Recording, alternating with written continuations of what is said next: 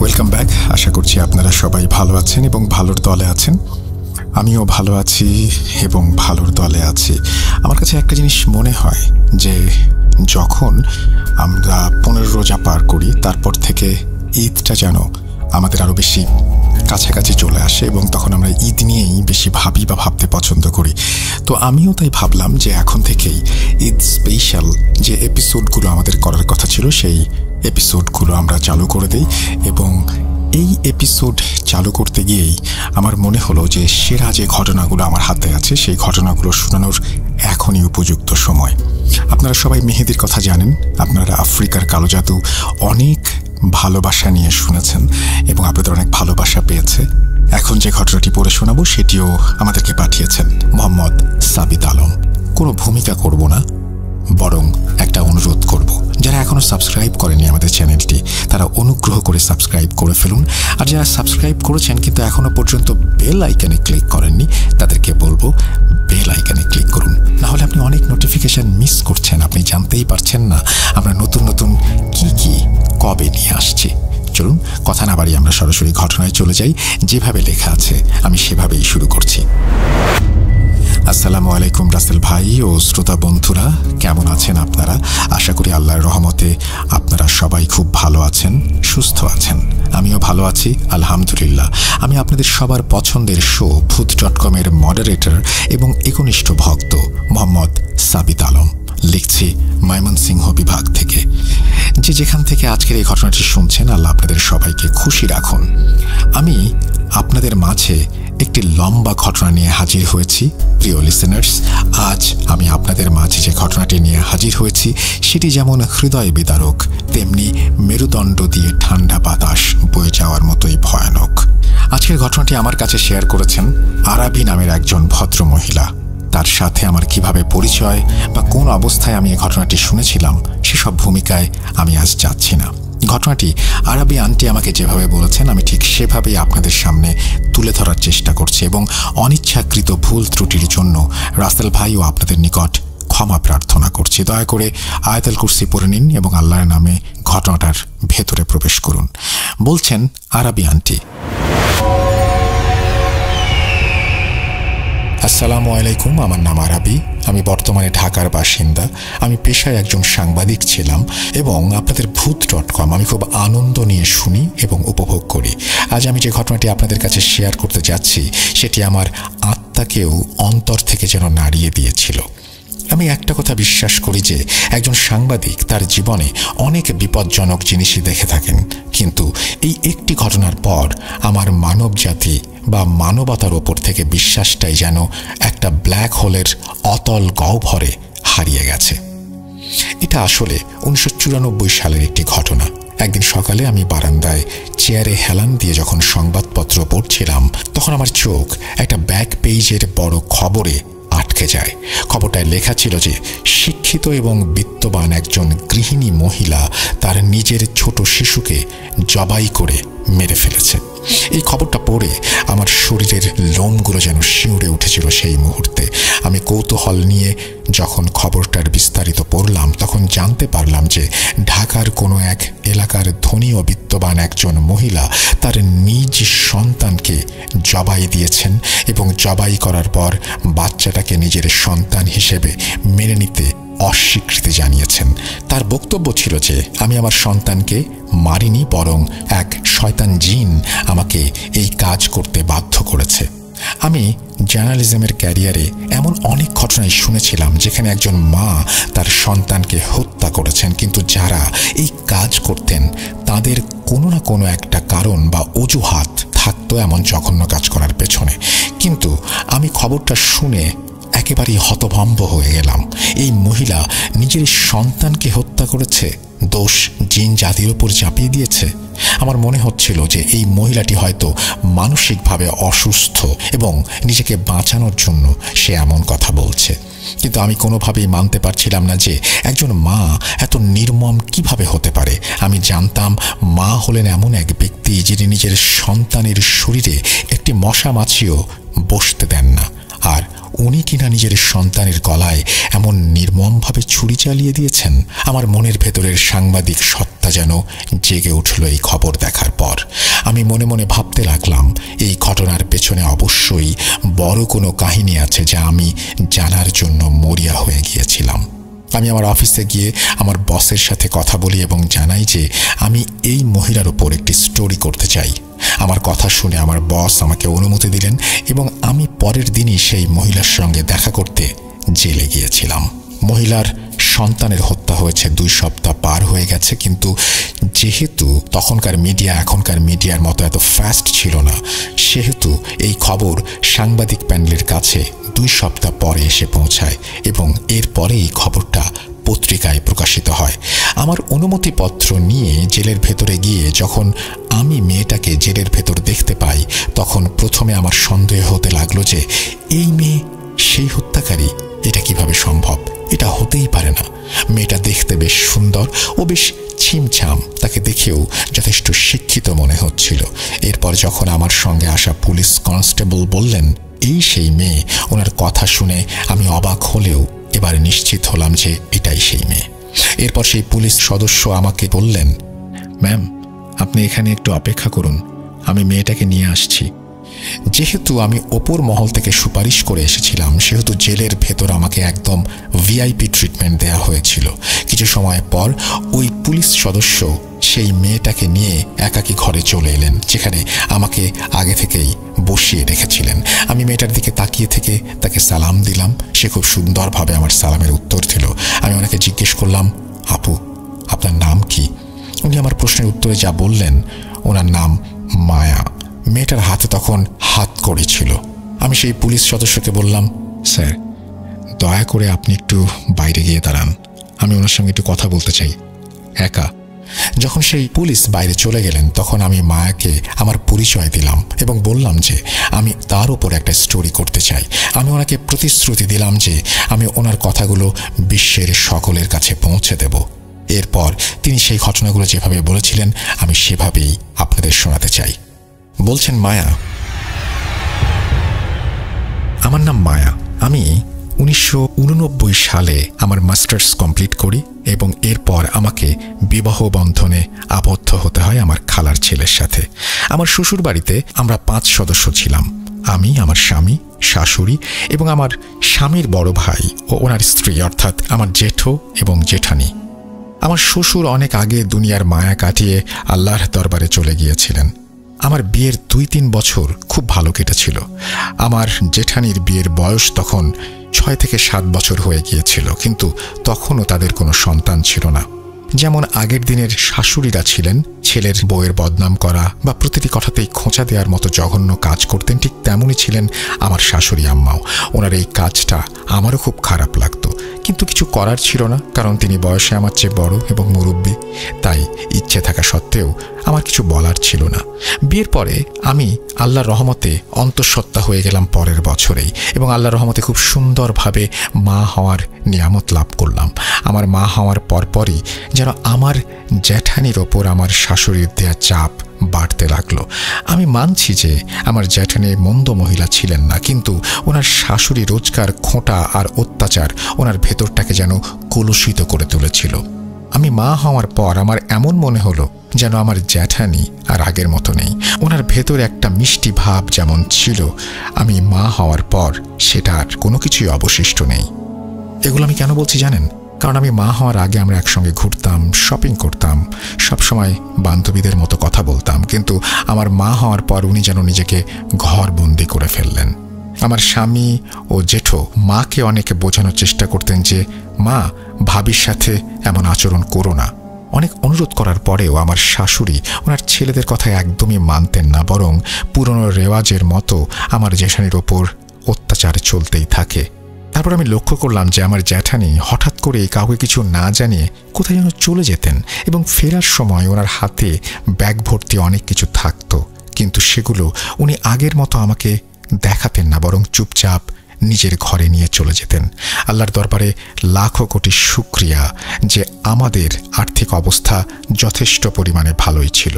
আমাদের বাড়িটা বেশ বড় ছিল, আর বাড়ির শেষ কোণে একটা ছোট কামরা বানানো ছিল। আমি তো কখনোই সেখানে যাইনি। আমি এটাই ভাবতাম যে সেই ছোট ঘরটি মনে হয় স্টোর রুম। আমি লক্ষ্য করতাম যে জ্যাঠানি যখনই আসতেন তখন উনি যে জিনিসগুলো ওনার সাথে করে নিয়ে আসতেন সেগুলো উনি শেষ কোণের ঘরে তালা দিয়ে রাখতেন। এক রাতে আমার বাচ্চার কান্নার কারণে আমার চোখ খুলে গেল। আমি ভেবেছিলাম বাচ্চার হয়তো ক্ষুধা লেগেছে, তাই আমি ফিডার বানাতে রান্নাঘরের দিকে চলে গেলাম। রান্নাঘরে ঢুকতেই আমার মনে হলো যে বাড়ির মধ্যে যেন হালকা হালকা ধোঁয়া ছড়িয়ে পড়েছে। প্রথমে তো আমি ভয় পেয়ে গেলাম যে আল্লাহ না করুক আগুন লেগে গেল না তো। আমি সারা ঘরে খুঁজতে লাগলাম আর বোঝার চেষ্টা করতে লাগলাম যে আসলে কোথা থেকে এই ধোঁয়া আসছে। এরপর আমার নজর সেই কোণার ছোট ঘরটার দিকে গেল।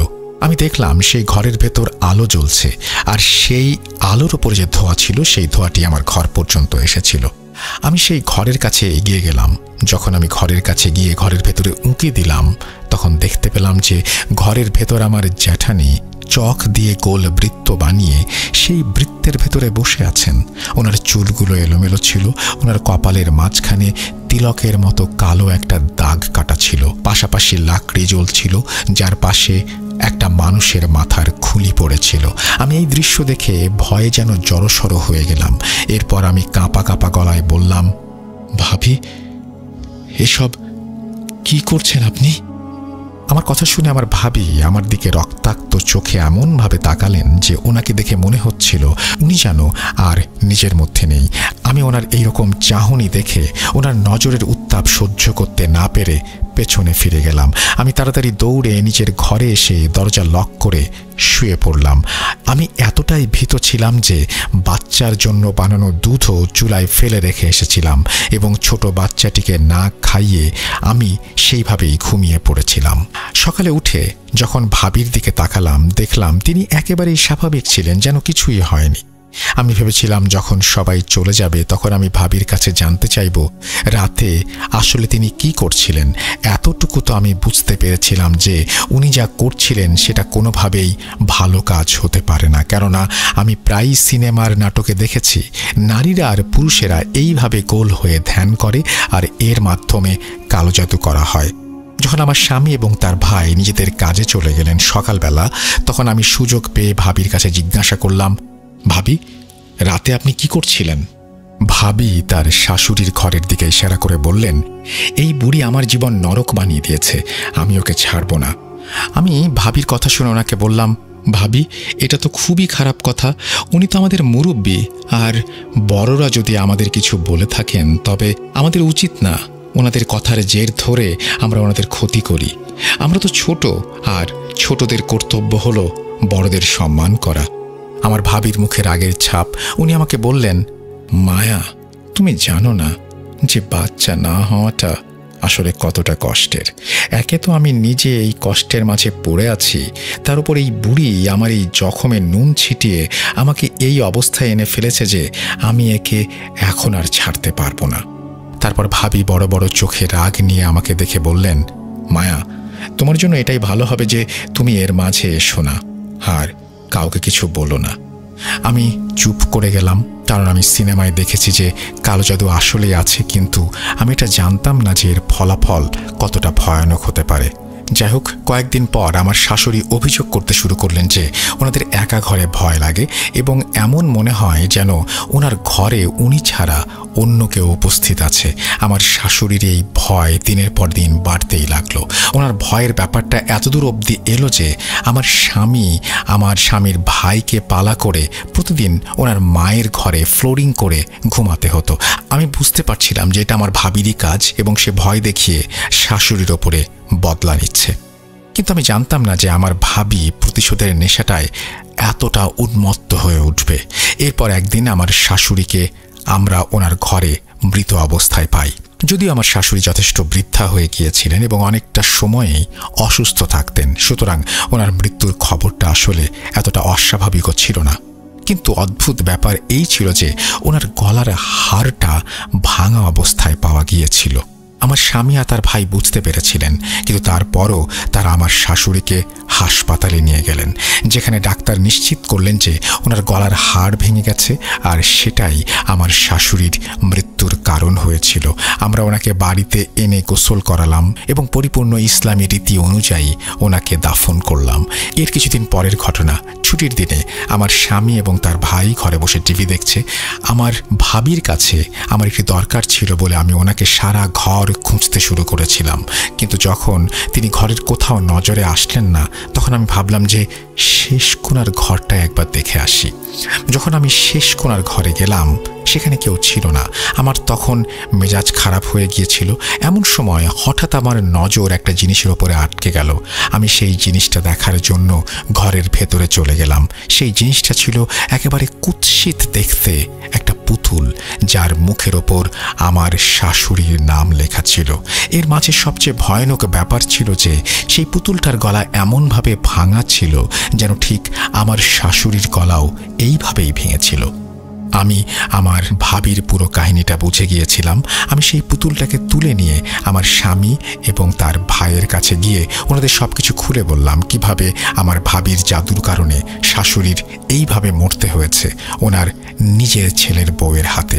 আমি তখন নিজেও বেশ ক্রোধের বশবর্তী হয়ে গিয়েছিলাম। রাগের ফলে আমি না জানি কত কি বলেছিলাম আমার স্বামী এবং আমার জেঠোকে। একজন মানুষ মারা গেছেন, তাও আবার জাদুর ফলে। এটা কোনো ছোটখাটো বিষয় নয়। আমার স্বামীর ভাই রাগে পাগল হয়ে গেলেন। ঠিক তখনই আমার ভাবি বাজার থেকে ফিরে এসে আমাদের সামনে দাঁড়ালেন। আমার স্বামীর বড় ভাই ওনার কাছে গিয়ে চুল ধরে ফেললেন এবং ওনাকে এই জঘন্য কাজের জন্য বেধড়ক মারতে লাগলেন এবং আমার ভাবিকে এতই মারলেন, অবশেষে আমার ভাবি স্বীকার করে নিলেন যে আসলে জাদুর মাধ্যমে তার শাশুড়িকে সে মেরেছে।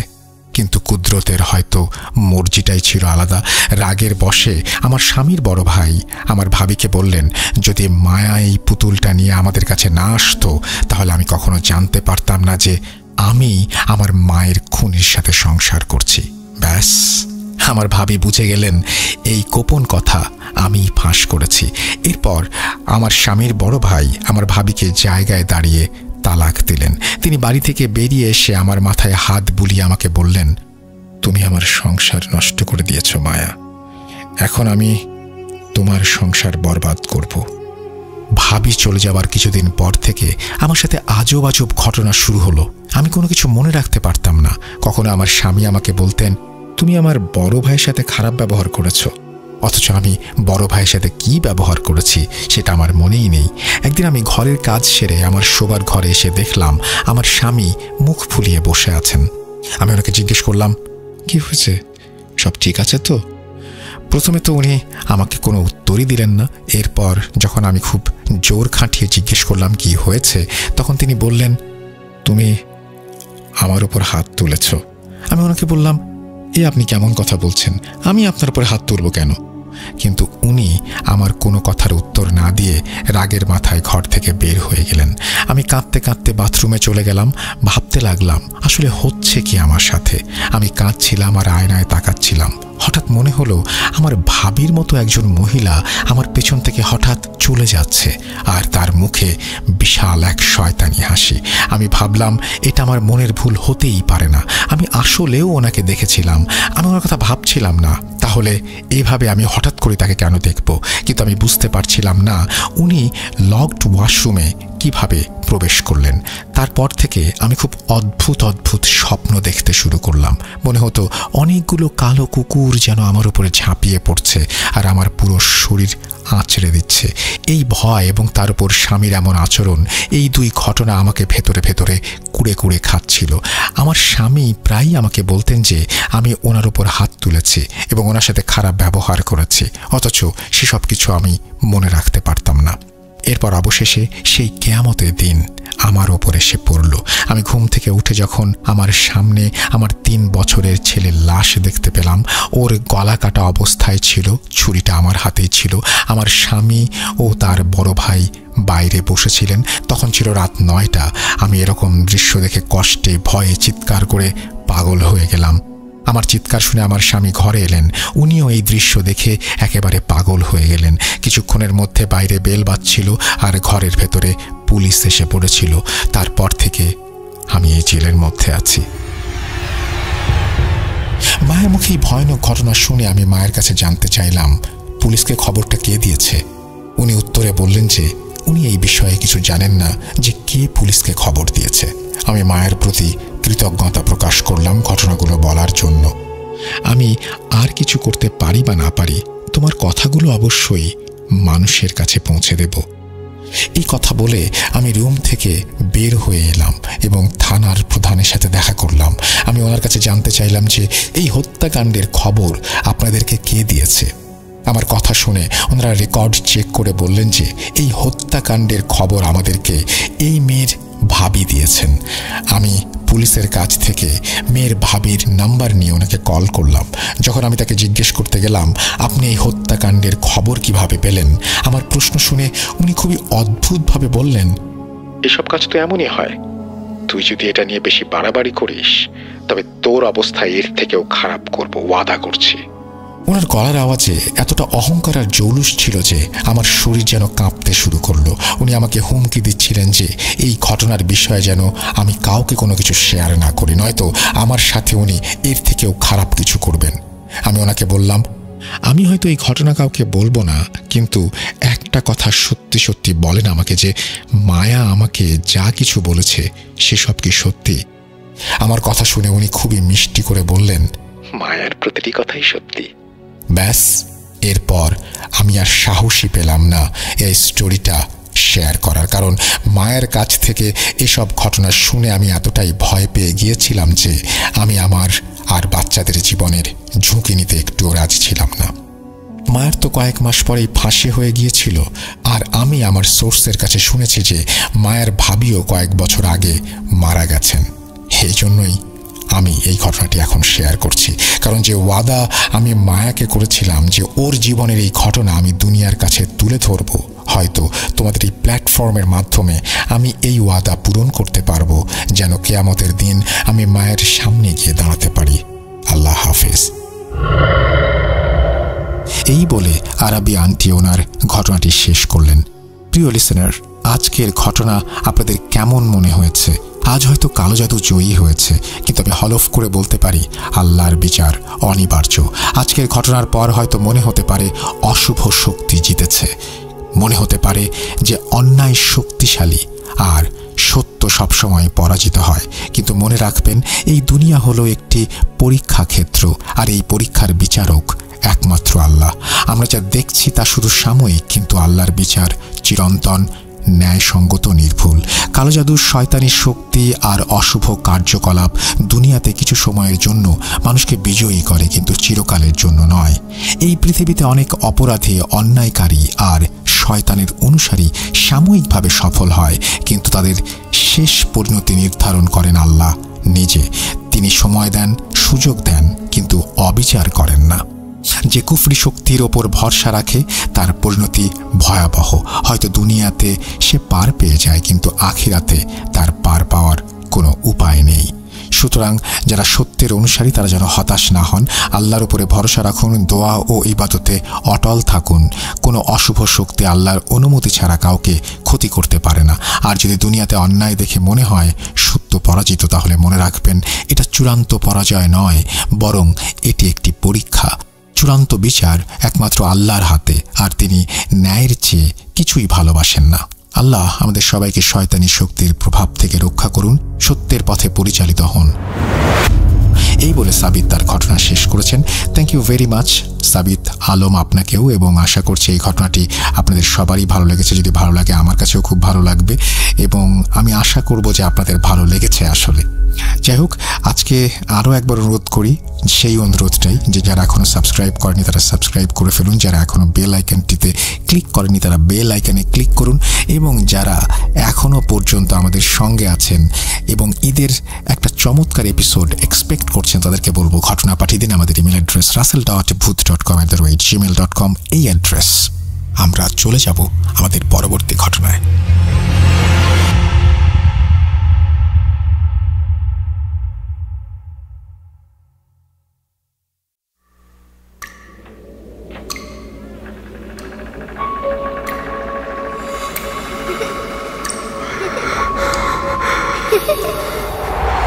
লুকোচুরি খেলবে?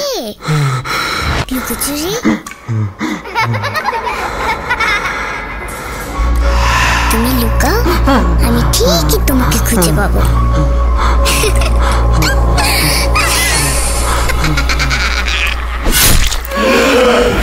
ভূত.com with রাসেল। Welcome back. আপনাদের সবাইকে স্বাগত জানাচ্ছি আমি রাসেল। আশা করছি আপনারা সবাই ভালো আছেন এবং ভালোর দলে আছেন। আমিও ভালো আছি, ভালোর দলে আছি। এবং একটা লম্বা ঘটনার পরে এবার যাব অডিও ক্লিপে। আমি আপনাদেরকে রিকোয়েস্ট করব, যারা এখনো পর্যন্ত আমাদের সঙ্গে আছেন শেষ পর্যন্ত থাকবেন, কারণ এই সময়টা মানে যত বেশি রাত হয় তত বেশি আসলে আমাদেরও ইচ্ছা করে যে সবাইকে নিয়ে একসাথে শো করি। ভালো লাগে না একা একা করতে। সো প্রথম থেকে শেষ পর্যন্ত যারা থাকেন তাদেরকে ধন্যবাদ জানাই। যারা চলে যাওয়ার প্ল্যান করছেন তাদেরকে বলবো আরেকটু যদি সম্ভব হয় তাহলে থাকুন। আশা করছি ভালো লাগবে। চলুন কথা না বাড়িয়ে আমরা আমাদের পরবর্তী ঘটনায় যাই। আসসালামু আলাইকুম রাসেল ভাই, আশা করি ভালো আছেন। আর আমি জানি আপনি সবসময় ভালোর দলেই থাকেন, তাই আর জিজ্ঞাসা করলাম না কেমন আছেন। তো আমি মোহাম্মদ লোকমান হোসাইন বলছি, ব্রাহ্মণবাড়িয়া জেলার নাসিরনগর উপজেলা দামতুলিয়া নামক একটি গ্রাম থেকে। তো ভূত.com আমি অনেকদিন ধরেই শুনছি, এখনো শুনি। রাতে ঘুমানোর আগে আমি ভূত.com শুনি। আমার কাছে অনেক ভালো লাগে যখন রাসেল ভাই পড়ে শোনান অন্যদের কাহিনী। তো আমার কাছে একটা ঘটনা আছে যেটা কিছুদিন আগে ঘটেছে আমার এক দুলাভাইয়ের সাথে, যেখানে আমি উপস্থিত ছিলাম। তো ভাবছি সেই ঘটনা আপনার কাছে পাঠাই। তো রাসেল ভাই যদি ঘটনাটা ভালো লাগে, তা যদি সিলেক্ট হয় তাহলে লিসেনারতে পরে শোনাবেন, অনেক খুশি হব। তো আর কিছু কথা না বলে চলুন ঘটনায় চলে যাই। ঘটনাটি ঘটে 2024 সালের ডিসেম্বর মাসে। আমার বড় ভাইয়ের যখন বিয়ে হয় তখন ওনার শ্বশুর বাড়িতে আর কি ঘটনাটি ঘটে। তো ঘটনা ঘটার সময় আমি সেখানে ছিলাম। তো বিয়ের পর যখন বউর বাড়ি থেকে বউকে নিয়ে যেতে আসে, তখন জামাইয়ের সাথে যখন কিছু লোক যায় কিংবা বন্ধু বান্ধব যায়, সেটাকে বলে ফিরে যাত্রা। তো আমরা সেই ফিরে যাত্রায় গিয়েছিলাম 4 জন, মানে আমার বড় ভাইয়ের সাথে আমি, আমার বন্ধু, আমার দোলা ভাই এবং বড় ভাইয়ের একজন বন্ধু, আমরা 4 জন। তো সেখানে গিয়ে ঘটনাটি ঘটে প্রথম রাতে। সেদিন আমরা যখন গেলাম যেতে যেতে সন্ধ্যা হয়ে যায়, সন্ধ্যার আগ পর্যন্ত আর কি। ওইখানে গিয়ে মাগরিবের আজান দেয়। তো এরকম একটা সময়ে তো আমরা সেখানে প্রথম গিয়েছিলাম, যেহেতু বিয়ের সময় তো নতুন জায়গায় সবাই প্রথমে গিয়েছিলাম। তো সেখানে যাওয়ার পর রাতে খাবার দাবার খেয়ে আড্ডা দিয়ে সবাই যখন ঘুমিয়ে পড়ি, বিয়ের বাড়িতে মানে তখন সবাই সারাদিন পরিশ্রম করছে, অনেক সবাই ক্লান্ত হয়ে ঘুমায় পড়ছে। তখন রাত 12টা বাজে, সবাই ঘুমায় পড়ছে। পরিবেশটা একদম নিস্তব্ধ, গা চমচম একটা পরিবেশ। তো সেদিন পরিবেশটা একবার ঠান্ডা ছিল। তো ঘটনাটি ঘটে আমার দোলাভাইয়ের সাথে। তো তখন অনুমানে রাত 2টা বাজে। হ্যাঁ, ওইরকম সময়। রাসেল ভাই আগেই বলে রাখা ভালো যে মানে দোলাভাই যখন আমাদেরকে বলছিল, পরবর্তী সময় যখন ঘটনাটা বলছিল তখন আমরা শুনছিলাম আর কি। তো আমি এখন ঘটনার ধারাবাহিকতা বজায় রাখার জন্য মানে এখন বইলে যেতেছি। তো দোলাভাই ঘুম থেকে উঠে করে মানে কিছু একটা শব্দ শোনে।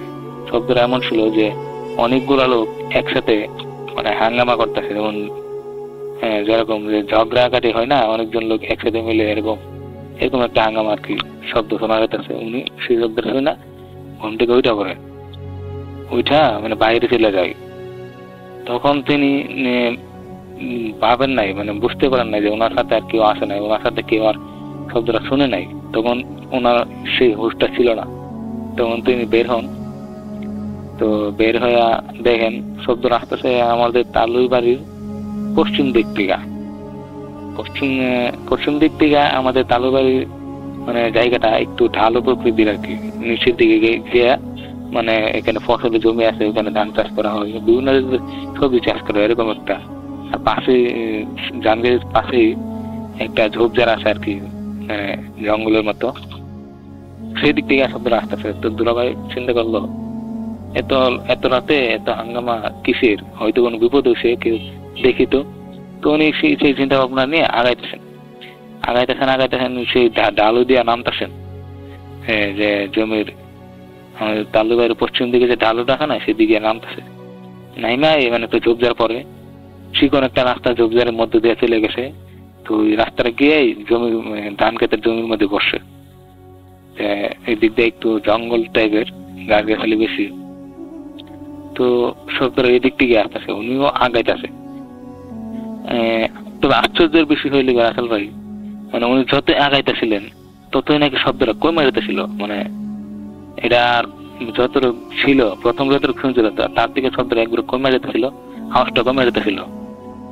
তো আস্তে আস্তে শব্দটা মিলে যায়। যখন তিনি ঝোপঝাড়ের কাছে গেলেন, ঝোপঝাড়ের কাছাকাছি রাস্তায় যখন উঠলেন, তো তখন তিনি একটু ভয় পেয়ে যান, কি ব্যাপার এত লোক হাঙ্গামা করতেছে। আর আশ্চর্য বিষয় হলো গিয়ে মনে উনি কোনো লোকেরই দেখেন নাই, কোনো একটা মানুষকে দেখা যায় না, চিহ্ন পর্যন্ত দেখা যায়। মানে এত হাঙ্গামা, একটা লোক তো দেখা যেত, কিন্তু কিছুই দেখেন নাই।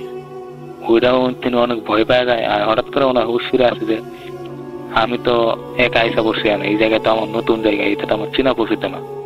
তো উনি সেই জঙ্গলের মধ্যে মানে এরকম অন্ধকার, কিছুই দেখা যেতেছে না। তো অন্ধকারটা দেখে উনি ভয় পেয়ে যান, কি ব্যাপার আমি এখানে একলা চলে আসলাম, আমার সাথে কেউ আসলো না। তারপর উনি ভয় পেয়ে যান, এক দৌড় মাইরা মানে ঘরে চলে আসেন। আবার ঘরে চলে আসে ঘুমিয়ে যান।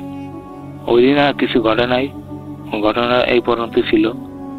তো ঘটনা উনি যখন সকালে ঘুম থেকে ওইটা আমাদেরকে সেটা বলে, এবং আমরাও সেটা তালুই বেআইনে মা ওইদেরকে সাথে শেয়ার করি।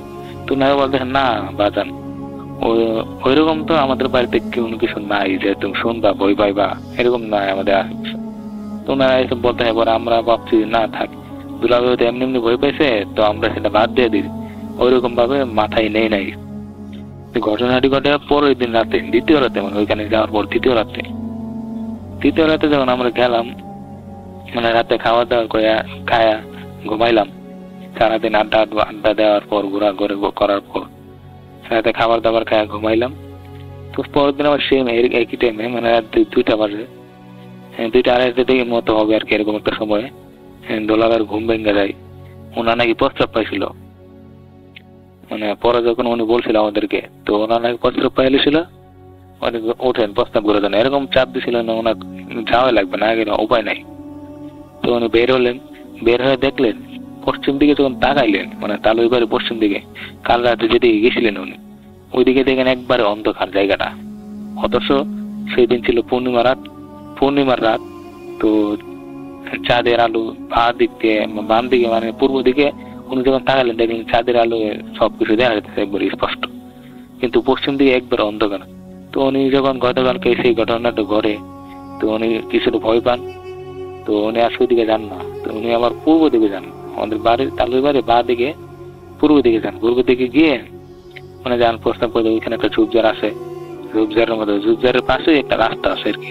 এই রাস্তাটা মনে করেন কি আমাদের তালুই বাড়ির যে এলাকাটা, এই এলাকাটা মানে একটা মেন রোড বলা চলে। এই রোডটা নদীর পাড়ে চলে গেছে, তালুই বাড়ির থেকে নদীর পাড়ে চলে গেছে, মানে আড়াআড়ি ভাবে ক্রস করে নদীর পাড়ে চলে গেছে। অনেক লম্বা চোর একটা রাস্তা। তো তিনি যখন সেই ঝোপঝাড়ের কাছে গেলেন প্রস্রাব করতে, তখন তিনি একটা আওয়াজ শুনলেন। আওয়াজটা এমন ছিল যে অনেকগুলা লোক একসাথে মানে জিকির করতেছিল, ইসলামের কোন একটা বিষয়ে জিকির করতেছে। তো উনি তো আগে জিকিরের সঙ্গে পরিচিত, যেহেতু মুসলমান উনি, তো জিকির করতেছে এত রাতে, এতগুলা মানুষ করতে গাইলো, আর এদের মধ্যে কেনই বা জিকির করবে দেখি তো। তো উনি ভাবছে কোন আল্লাহ লোক গভীর রাতে ইবাদত করতেও হতে পারে, কিন্তু রাস্তায় কেন? উনি বিষয়টা দেখার জন্য, ভালো পরিষ্কার দেখার জন্য ঝোপঝাড় থেকে একটু কয়েক মিনিট 1 মিনিটের মতো না, 1 মিনিটের চেয়ে কম, মানে 10-12টা কাইক মানে পায়ে হাইটা একটু সামনে গেলেন। সামনে গিয়ে দেখলেন সেই রাস্তার মধ্যে সাদা পাঞ্জাবি পরা অনেক লোক, মানে অনেকজন লোক লম্বা, সেই রাস্তাটা পুরাটা ভর্তি, সারিবদ্ধভাবে যাইতেছে, হাঁটতেছে আর মিছিল করতেছে, মানে জিকির করতেছে। তো এটা দেখে তিনি হঠাৎ ভয় পেয়ে যান, কি ব্যাপার, এত সাদা পাঞ্জাবি পরা, সাদা টুপি পরা, এরা কারা এতগুলা মানুষ? তো উনি কিছুটা ভয় পান, আর মানে ওদের চেহারা দেখা যেতেছিল না, এত চাঁদের আলো, আর ওদের মানে এরকম সাদা উজ্জ্বল ধবধবে করতেছিল এরকম আলো। তো ওনার চোখে পাওয়ার মানতেছে না, মানে ভালোভাবে দেখতে পাইতেছে না, এরকম আলো ওদের গায়ের দিকে বাইরেতেছে। আর মনে করেন কি ওই যে চাঁদের আলো, মানে দেখার কথা চেহারাগুলা, কিন্তু চেহারা দেখা যেতেছে না, একবার উজ্জ্বল করতো, রাতের মতো উজ্জ্বল বাতির মতো দেখা যাচ্ছে। তো উনি এটা থেকে আরো বেশি ভয় পেয়ে যান, কি ব্যাপার? উনি ভয় পেয়ে দ্রুত দৌড় মারা আবার চলে আসেন, ভাবছে অন্য কোনো খারাপ কোনো কিছু হবে। তো যখন রাতে বেলা ঘুমায়, উনি নাকি ভয়ানক স্বপ্ন দেখলো, সেই স্বপ্নটা আর আমাদেরকে বলে নাই। স্বপ্ন দেখে উনি লাফায় উঠে। তো পাশেই আমার বড় ভাইয়ের বন্ধু ঘুমাইছিল, তো ওরা দুজন একসাথে ঘুমাইছিল আর কি, ওরা বড় মানুষ তো ওই জন্য। আর আমি আর আমার বন্ধু আলাদা রকম শুয়েছিলাম। তো যখন উনি লাফ মারে উঠেন, স্বপ্ন দেখা মানে উঠেন, তো আমার বড় ভাইয়ের বন্ধু আমার ভাই লাগে, উনি বলতে কি ব্যাপার আপনি হঠাৎ উড়ে উঠলেন, কিছু হয়েছে নাকি? তো উনি বলতে না কিছু না। পরে উনি দেখলেন ওনার শরীর ঘাইমা একাকার হয়ে গেছে, মানে একদম উনি হাঁপাইতেছে বসে বসে। বিষয়টা উনিও ঘুমাইছিলেন, আমার বড় ভাইয়ের বন্ধু যিনি, উনি ঘুম চুকে উনি বলতেছিলেন কি ব্যাপার আপনি উঠে গেছেন, কোথাও যাবেন নাকি এরকম। উনি আর ভালো দেন না, উনি তখন ঘুমাই যায়। আর তোলা ভাই তখন কিছু বলে নাই, আমার এরকম খারাপ স্বপ্ন দেখছি, ভয় লাগতেছে। তো উনি কিছুই বলে নাই। যখন ফজরের আজান দিই, তখন উনি নাকি সারা রাত ঘুমাতে পারে নাই। ফজরের আজান দিচ্ছে এই মাত্র দেখলো তালু সাহেব ওইটা ফজরের নামাজের জন্য উজু করতে যাইতেছে টিউবওয়েলের মধ্যে, মানে কলের দ্বার যাইতেছে উজু করতে। তো তখন তিনি উঠলেন, ওইটা তালুকে ডাক দিলেন, তালু আমি চলে যাই। তালুর মধ্যে কি বলো পুত্রা বাজান, আপনার জোর চলে যাবেন মানে এটা হয় কি করে? আপনি সকাল চলে যাবেন কেন? আর এত সকালে ঘুমতে উঠলেন কেন? পরে উনি বলতে দুলাভাই বলতে আমি তো ভয় পাইছি, আমার মনে দেখে থাকার আমার ঠিক না, আমি চলে যাই। পরে উনি এই কথাটা বইলাই এক দৌড় দিয়ে চলে গেছে। তখন ছিল ভোর সকাল, তো ভয়ের কোনো কারণ ছিল না, আর উনি ওইখান থেকে চলে যায়, নিজের বাড়িতে চলে যায়। তো বিষয়টা তালুর কাছে অবাক লাগলো কিনা এটা আমি জানি না। তবে আমরা যখন সকালে ঘুম থেকে উঠি, তখন তালু সাহেব বলতেছে উনি তো চলে গেছেন। আমরা যখন জিজ্ঞাসা করি যে উনি কোথায় সবাই খুঁজতেছে, তো তালু সাহেব বলতেছে উনি তো চলে গেছেন, মনে নাকি বই পাইছেন রাতের বেলা, বই পাই চলে গেছে। তো আমরা ভাবলাম বই পাইছে নাকি অন্য কোনো কারণে, আমরা সেটি বুঝতে পারতেছি না। পরে সবাই যার যার মতো মানে বসে থাকে। ওনার কল দিছে, উনি কল রিসিভ করে না। আমরা কল দিছিলাম, তো কল রিসিভ করে না। তো ভাবলাম থাক, এটা পরে মিটমাট হইব না, কি যেন গেল, এখন আর এটা চিন্তা করে লাভ নাই। তারপর আমরা সকালে নাস্তা করলাম, নাস্তা করে আমি একটু বাইরে হাঁটতে বেরোলাম। আমাদের তালুর বাড়ির পাশেই একটা দোকান আছে আর কি, সেই দোকানের মধ্যে দেখলাম তালুই বসা চা খাইতেছে।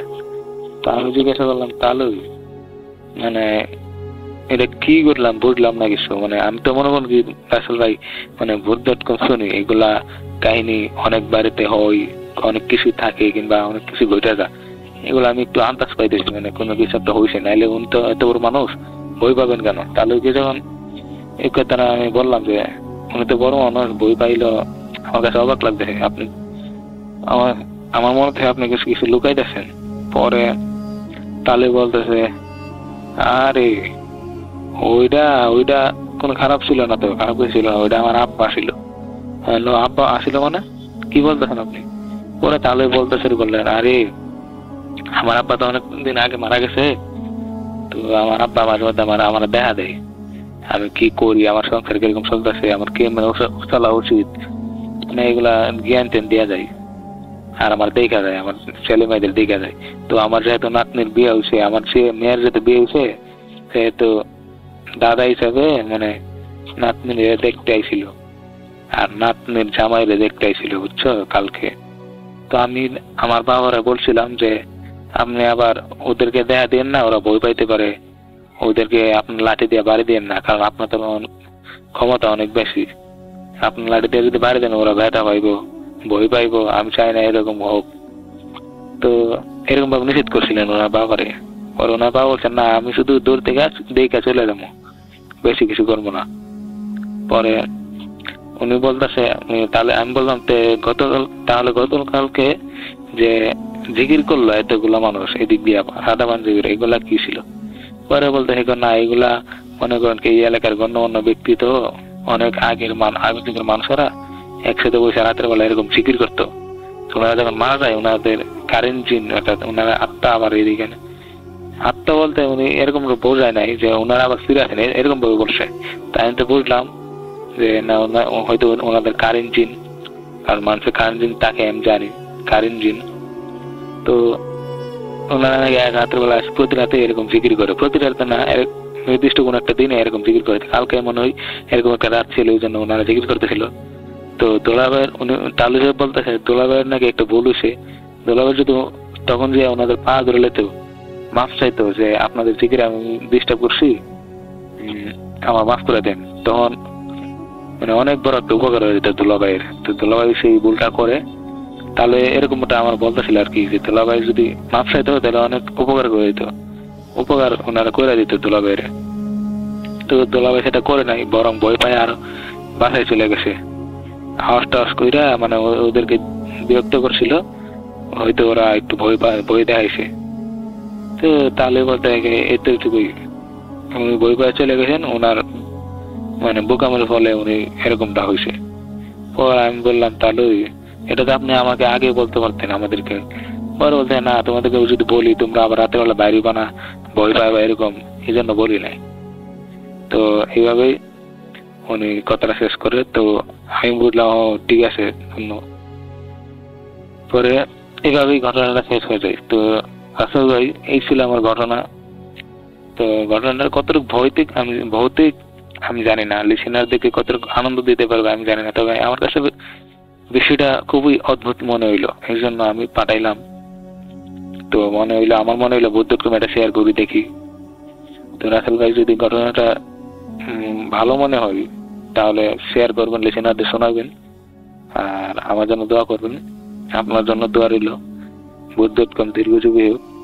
আর এই ঘটনাটি যদি সিলেক্ট হই তাহলে আমার আরো অনেক ঘটনা আছে, এগুলো আমি আপনার কাছে পাঠাবো। আর আমার অনেক দিনের ইচ্ছা রাসেল ভাই বুদ্ধক্রমে আমার একটা ঘটনা শেয়ার হোক, আমিও আমার নিজের ঘটনা শুনি। তো এটা শেয়ার করলে অনেক খুশি হব। ধন্যবাদ রাসেল ভাই, আসসালামু আলাইকুম।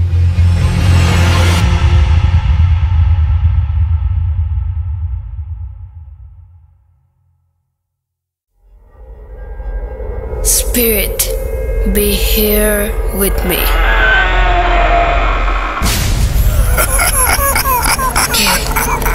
¿Qué তুমি? Bhoot.com. The fear returns with Russell.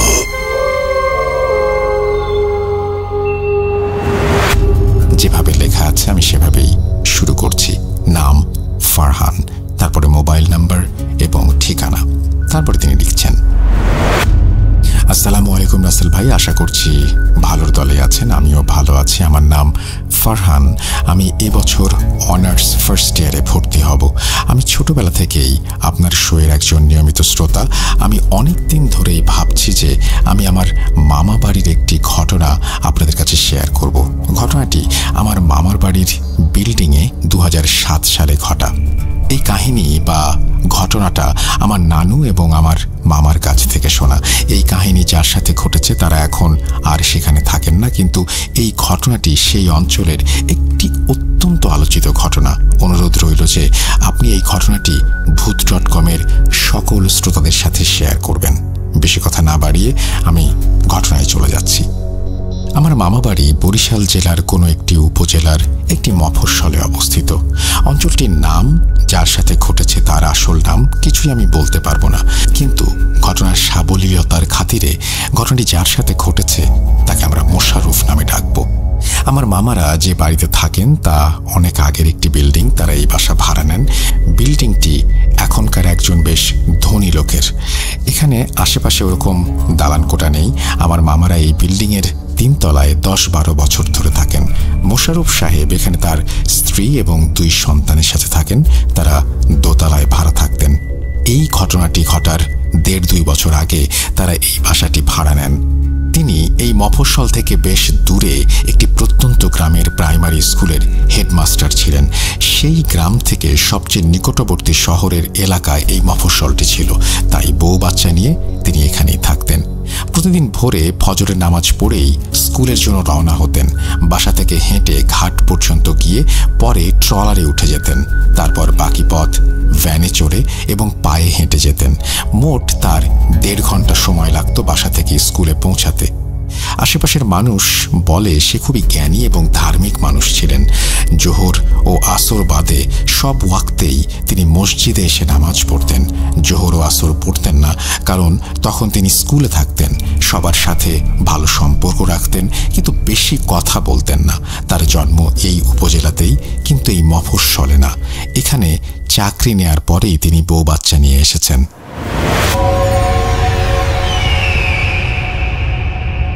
2007 সালের শীতকালে কোনো একদিন এই ঘটনাটি ঘটে।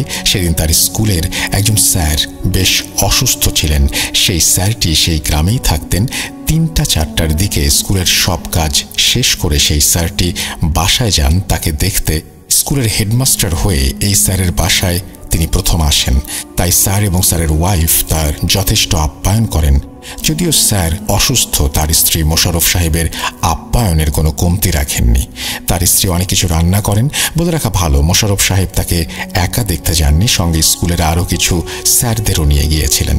তাই সেই সন্ধ্যা 7টা থেকে সেখানে রওনা হতে পারলেন না। মোশাররফ সাহেবের কাছে একটা ছোট ফোন ছিল।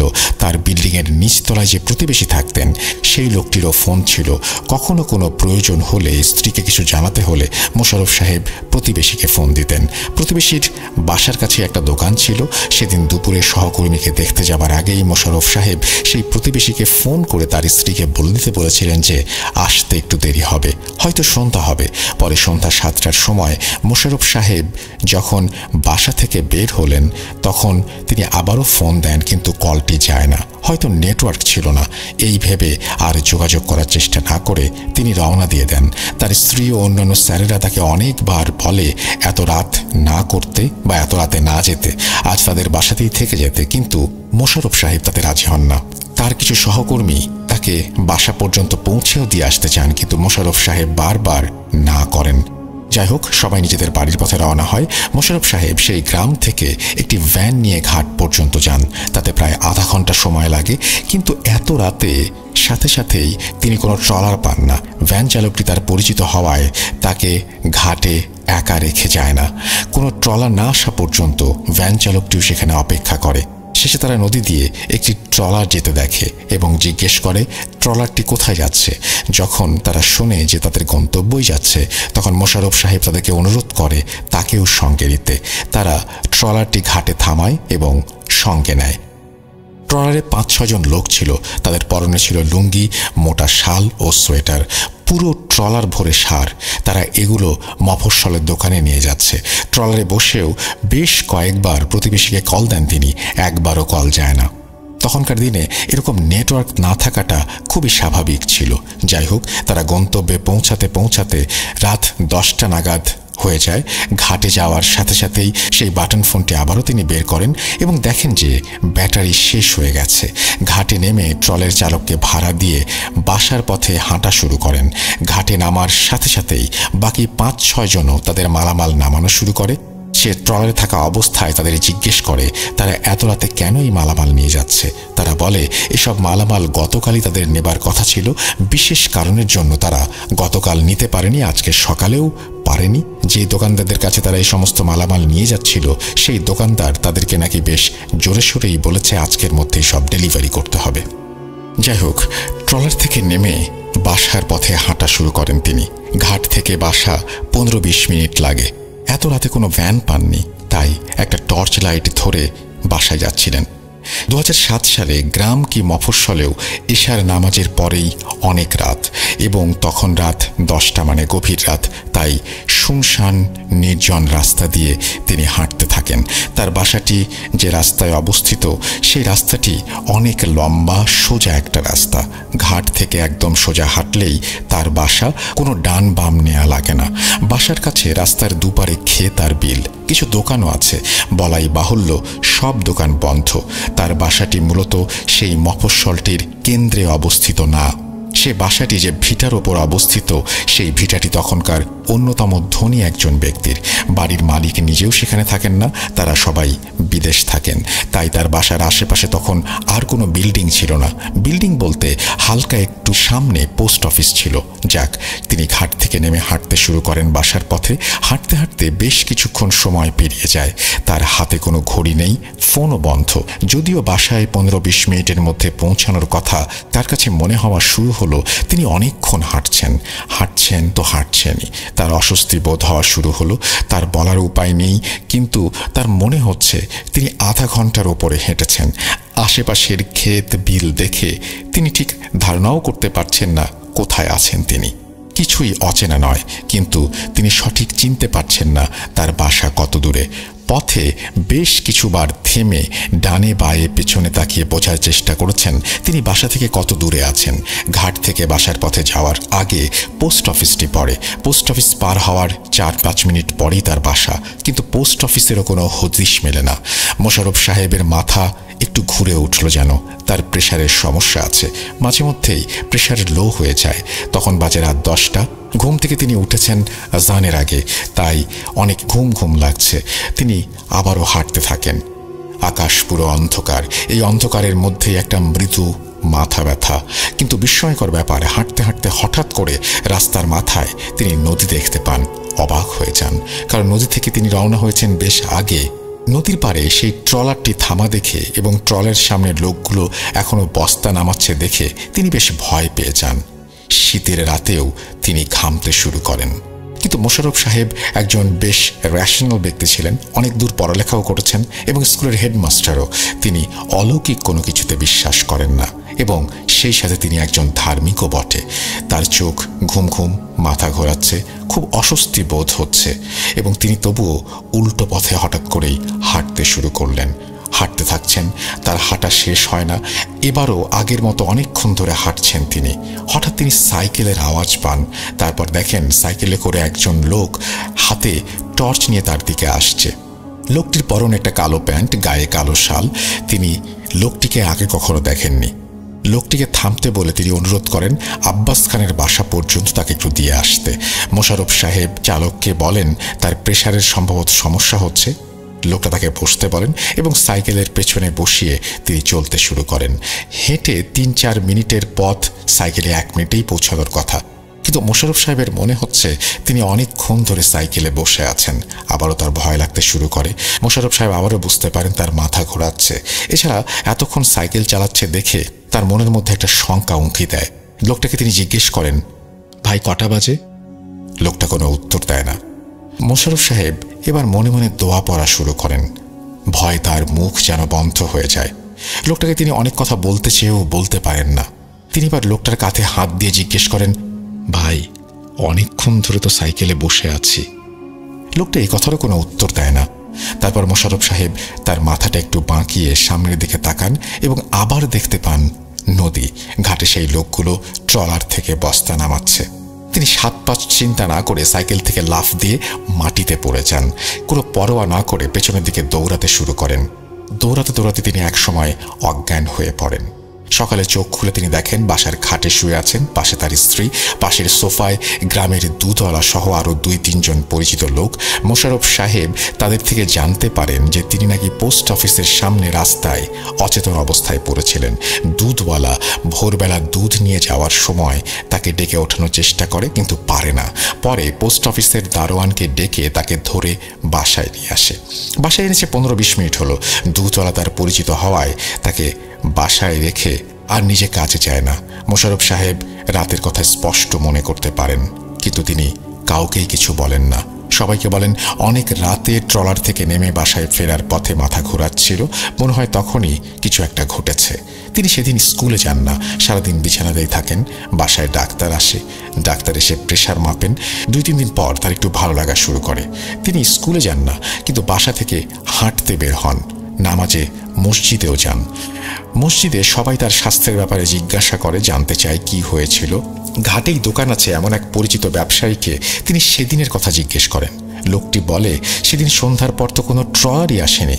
মোশাররফ সাহেব বলেন ট্রলারে বস্তায় ভরে সার নিয়ে এসেছিল, কিন্তু সে দোকানদার বলে যে সেদিন রাতে কোনো ট্রলার আসার কথাই না। তাদের শহরটিতে তখন সারের দোকান মাত্র 2টি এবং 2টি দোকানের মালিকের সাথেই তিনি পরিচিত। তাই তিনি মোটামুটি নিশ্চিতভাবেই বলেন কোনো ট্রলার সেদিন আসেনি।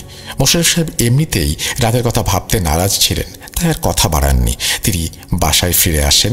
এশার নামাজ পড়তেও তিনি মসজিদে যান। নামাজ শেষ করে মসজিদের পাশেই পরিচিত কিছু লোকের সাথে একটি চায়ের দোকানে বসে কিছুক্ষণ সময় কাটান এবং দোকান বন্ধ করার সময় সবাই যে যার বাসার দিকে রওনা দেয়। তারপর তিনি সেই লম্বা রাস্তা ধরেই বাসায় ফিরছিলেন। রাত তখন 8টার মতো বাজে। বাসার পথে হাঁটতে হাঁটতে তিনি সেই পোস্ট অফিসটার সামনে একটি সাইকেল নিয়ে একজন লোককে দাঁড়িয়ে থাকতে দেখেন। লোকটির পরনে একটি লুঙ্গি ও গায়ের শার্ট, শার্টের উপরে মোটা একটা সোয়েটার পরা। সেদিন রাতের বেলা যে রকমের শীত, সেই হিসেবে তার পরনে কাপড় খুব অল্প। বলা ভালো সাইকেলের সাথে দাঁড়িয়ে থাকা লোকটা ওই দিনের লোক নয়, ইনি অন্য একজন লোক এবং তাকেও মোশাররফ সাহেব আগে কখনো দেখেননি। মোশাররফ সাহেব তার সামনে দিয়ে যাওয়ার সময় লোকটি তাকে ডাকে এবং মোশাররফ সাহেবকে একটি নির্দিষ্ট ঠিকানা কোথায় তা জিজ্ঞেস করে। মোশাররফ সাহেব তাকে কোন দিকে যাবেন বুঝিয়ে দেন, কিন্তু লোকটা বলে তিনি এখানকার নন। তিনি অনেক দূর থেকে এসেছেন একটা কাগজে সাইন নিতে, যাবেন এই ঠিকানায়। তার দিনের বেলায় আসার কথা ছিল, কিন্তু অন্য কাজের জন্য দেরি হয়ে যায়। রাতের বেলা তিনি পথ চিনবেন না বলে মোশাররফ সাহেবকে অনুরোধ করেন ঠিকানায় পৌঁছে দিতে। যে ঠিকানায় যাবেন সেই জায়গাটি পোস্ট অফিস থেকে সাইকেলে মাত্র 10-15 মিনিট দূরে। মোশাররফ সাহেব উদার স্বভাবের মানুষ। তিনি সাইকেল চালকটির প্রস্তাবে সম্মতি জানালেন। সাইকেল চালক তাকে ধন্যবাদ দেন এবং সাইকেল চালকটি বলেন কাগজ নিয়ে আবারও ফেরত যেতে হবে এবং যাওয়ার পথে তিনি মোশাররফ সাহেবকে তার বাসায় নামিয়ে দেবেন। মোশাররফ সাহেব তার সাইকেলের পেছনে বসেন এবং যে বাড়িতে লোকটি যায় সেই বাড়িতে একজন বড় ডিলার থাকেন। তিনি তাদের মফস্বলের দোকানপাটে শহর থেকে প্রায়ই সবকিছু আমদানি করে বিক্রি করেন। নামে পরিচিত থাকলেও তাদের কখনো নিজেদের মধ্যে কথা হয়নি, তাই তিনি সাইকেল চালকের সাথে আর সেই বাসায় যাননি। তিনি বাইরেই অপেক্ষা করছিলেন। লোকটা বাড়ির ভেতরে যায়। বাড়িটি উঠান সহ একটি একতলা বাড়ি, কিন্তু খুব আজব ব্যাপার যে সেই বাড়িতে যাওয়ার পর বাড়িতে কোনো আলো জ্বলতে দেখেননি তিনি। মোশাররফ সাহেব ভাবেন হয়তো ইলেকট্রিসিটি নেই। তিনি সাইকেলের সাথে বাইরে 5 মিনিটের মতো দাঁড়িয়ে থাকেন। তারপরে লোকটি ফেরত আসে।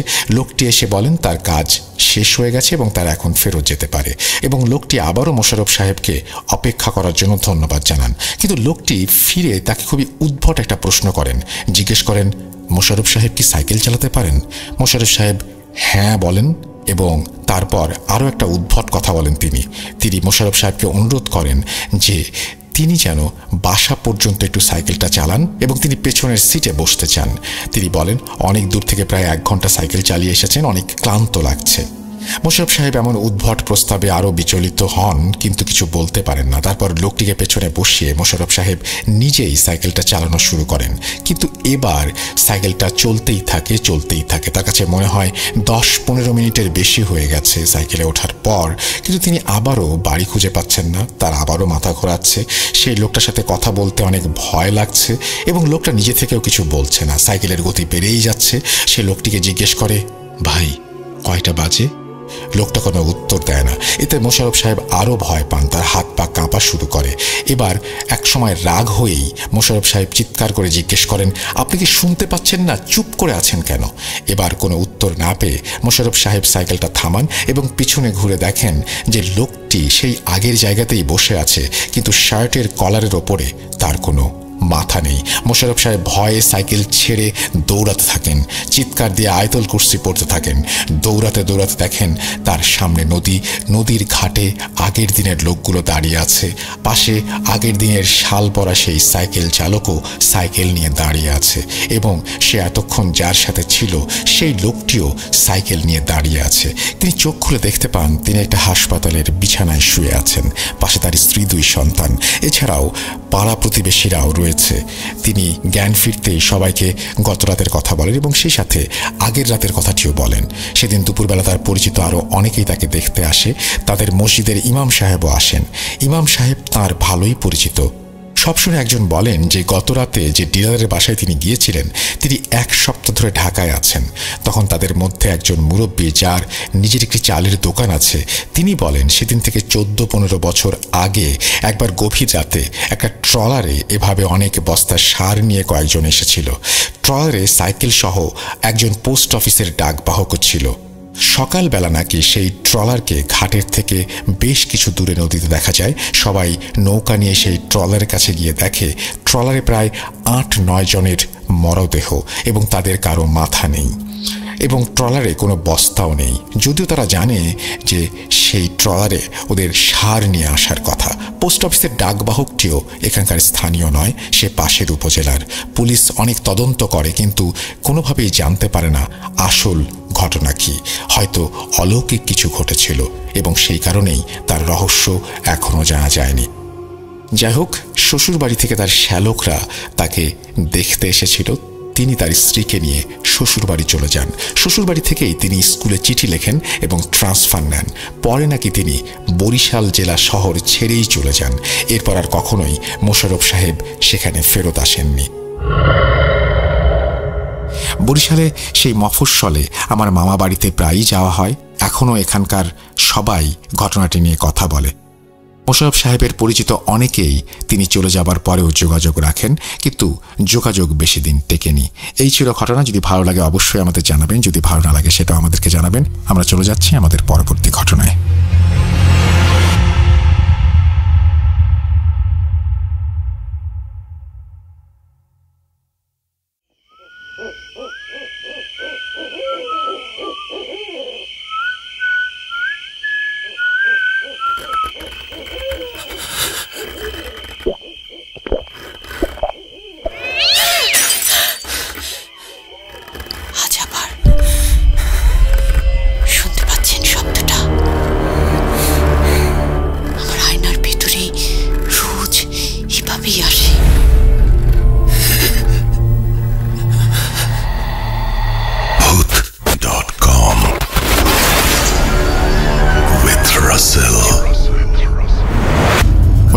আপনাদের সবাইকে স্বাগত জানাচ্ছি। আমি রাসেল। আশা করছি আপনারা সবাই ভালো আছেন এবং ভালোর দলে আছেন। আমিও ভালো আছি এবং ভালোর দলে আছি। আমরা যেটা করব সেটা হচ্ছে, রাত যেহেতু বাড়ছে, কথা না বাড়িয়ে আমরা আমাদের পরবর্তী ঘটনায় চলে যাব। আশা করছি প্রথম থেকে শেষ পর্যন্ত আমাদের সঙ্গে থাকবেন। একটা কথা শুধু বলি, ঈদ উপলক্ষে আমরা কিন্তু ঘটনা সংগ্রহ করা শুরু করেছি এবং প্রচুর পরিমাণে ঘটনা আমরা সংগ্রহ করছি। যদি সম্ভব হয় আপনারাও পাঠিয়ে দেবেন। আমাদের ইমেল অ্যাড্রেস russell.booth.com@gmail.com। আমরা চলে যাচ্ছি আমাদের পরবর্তী ঘটনায়।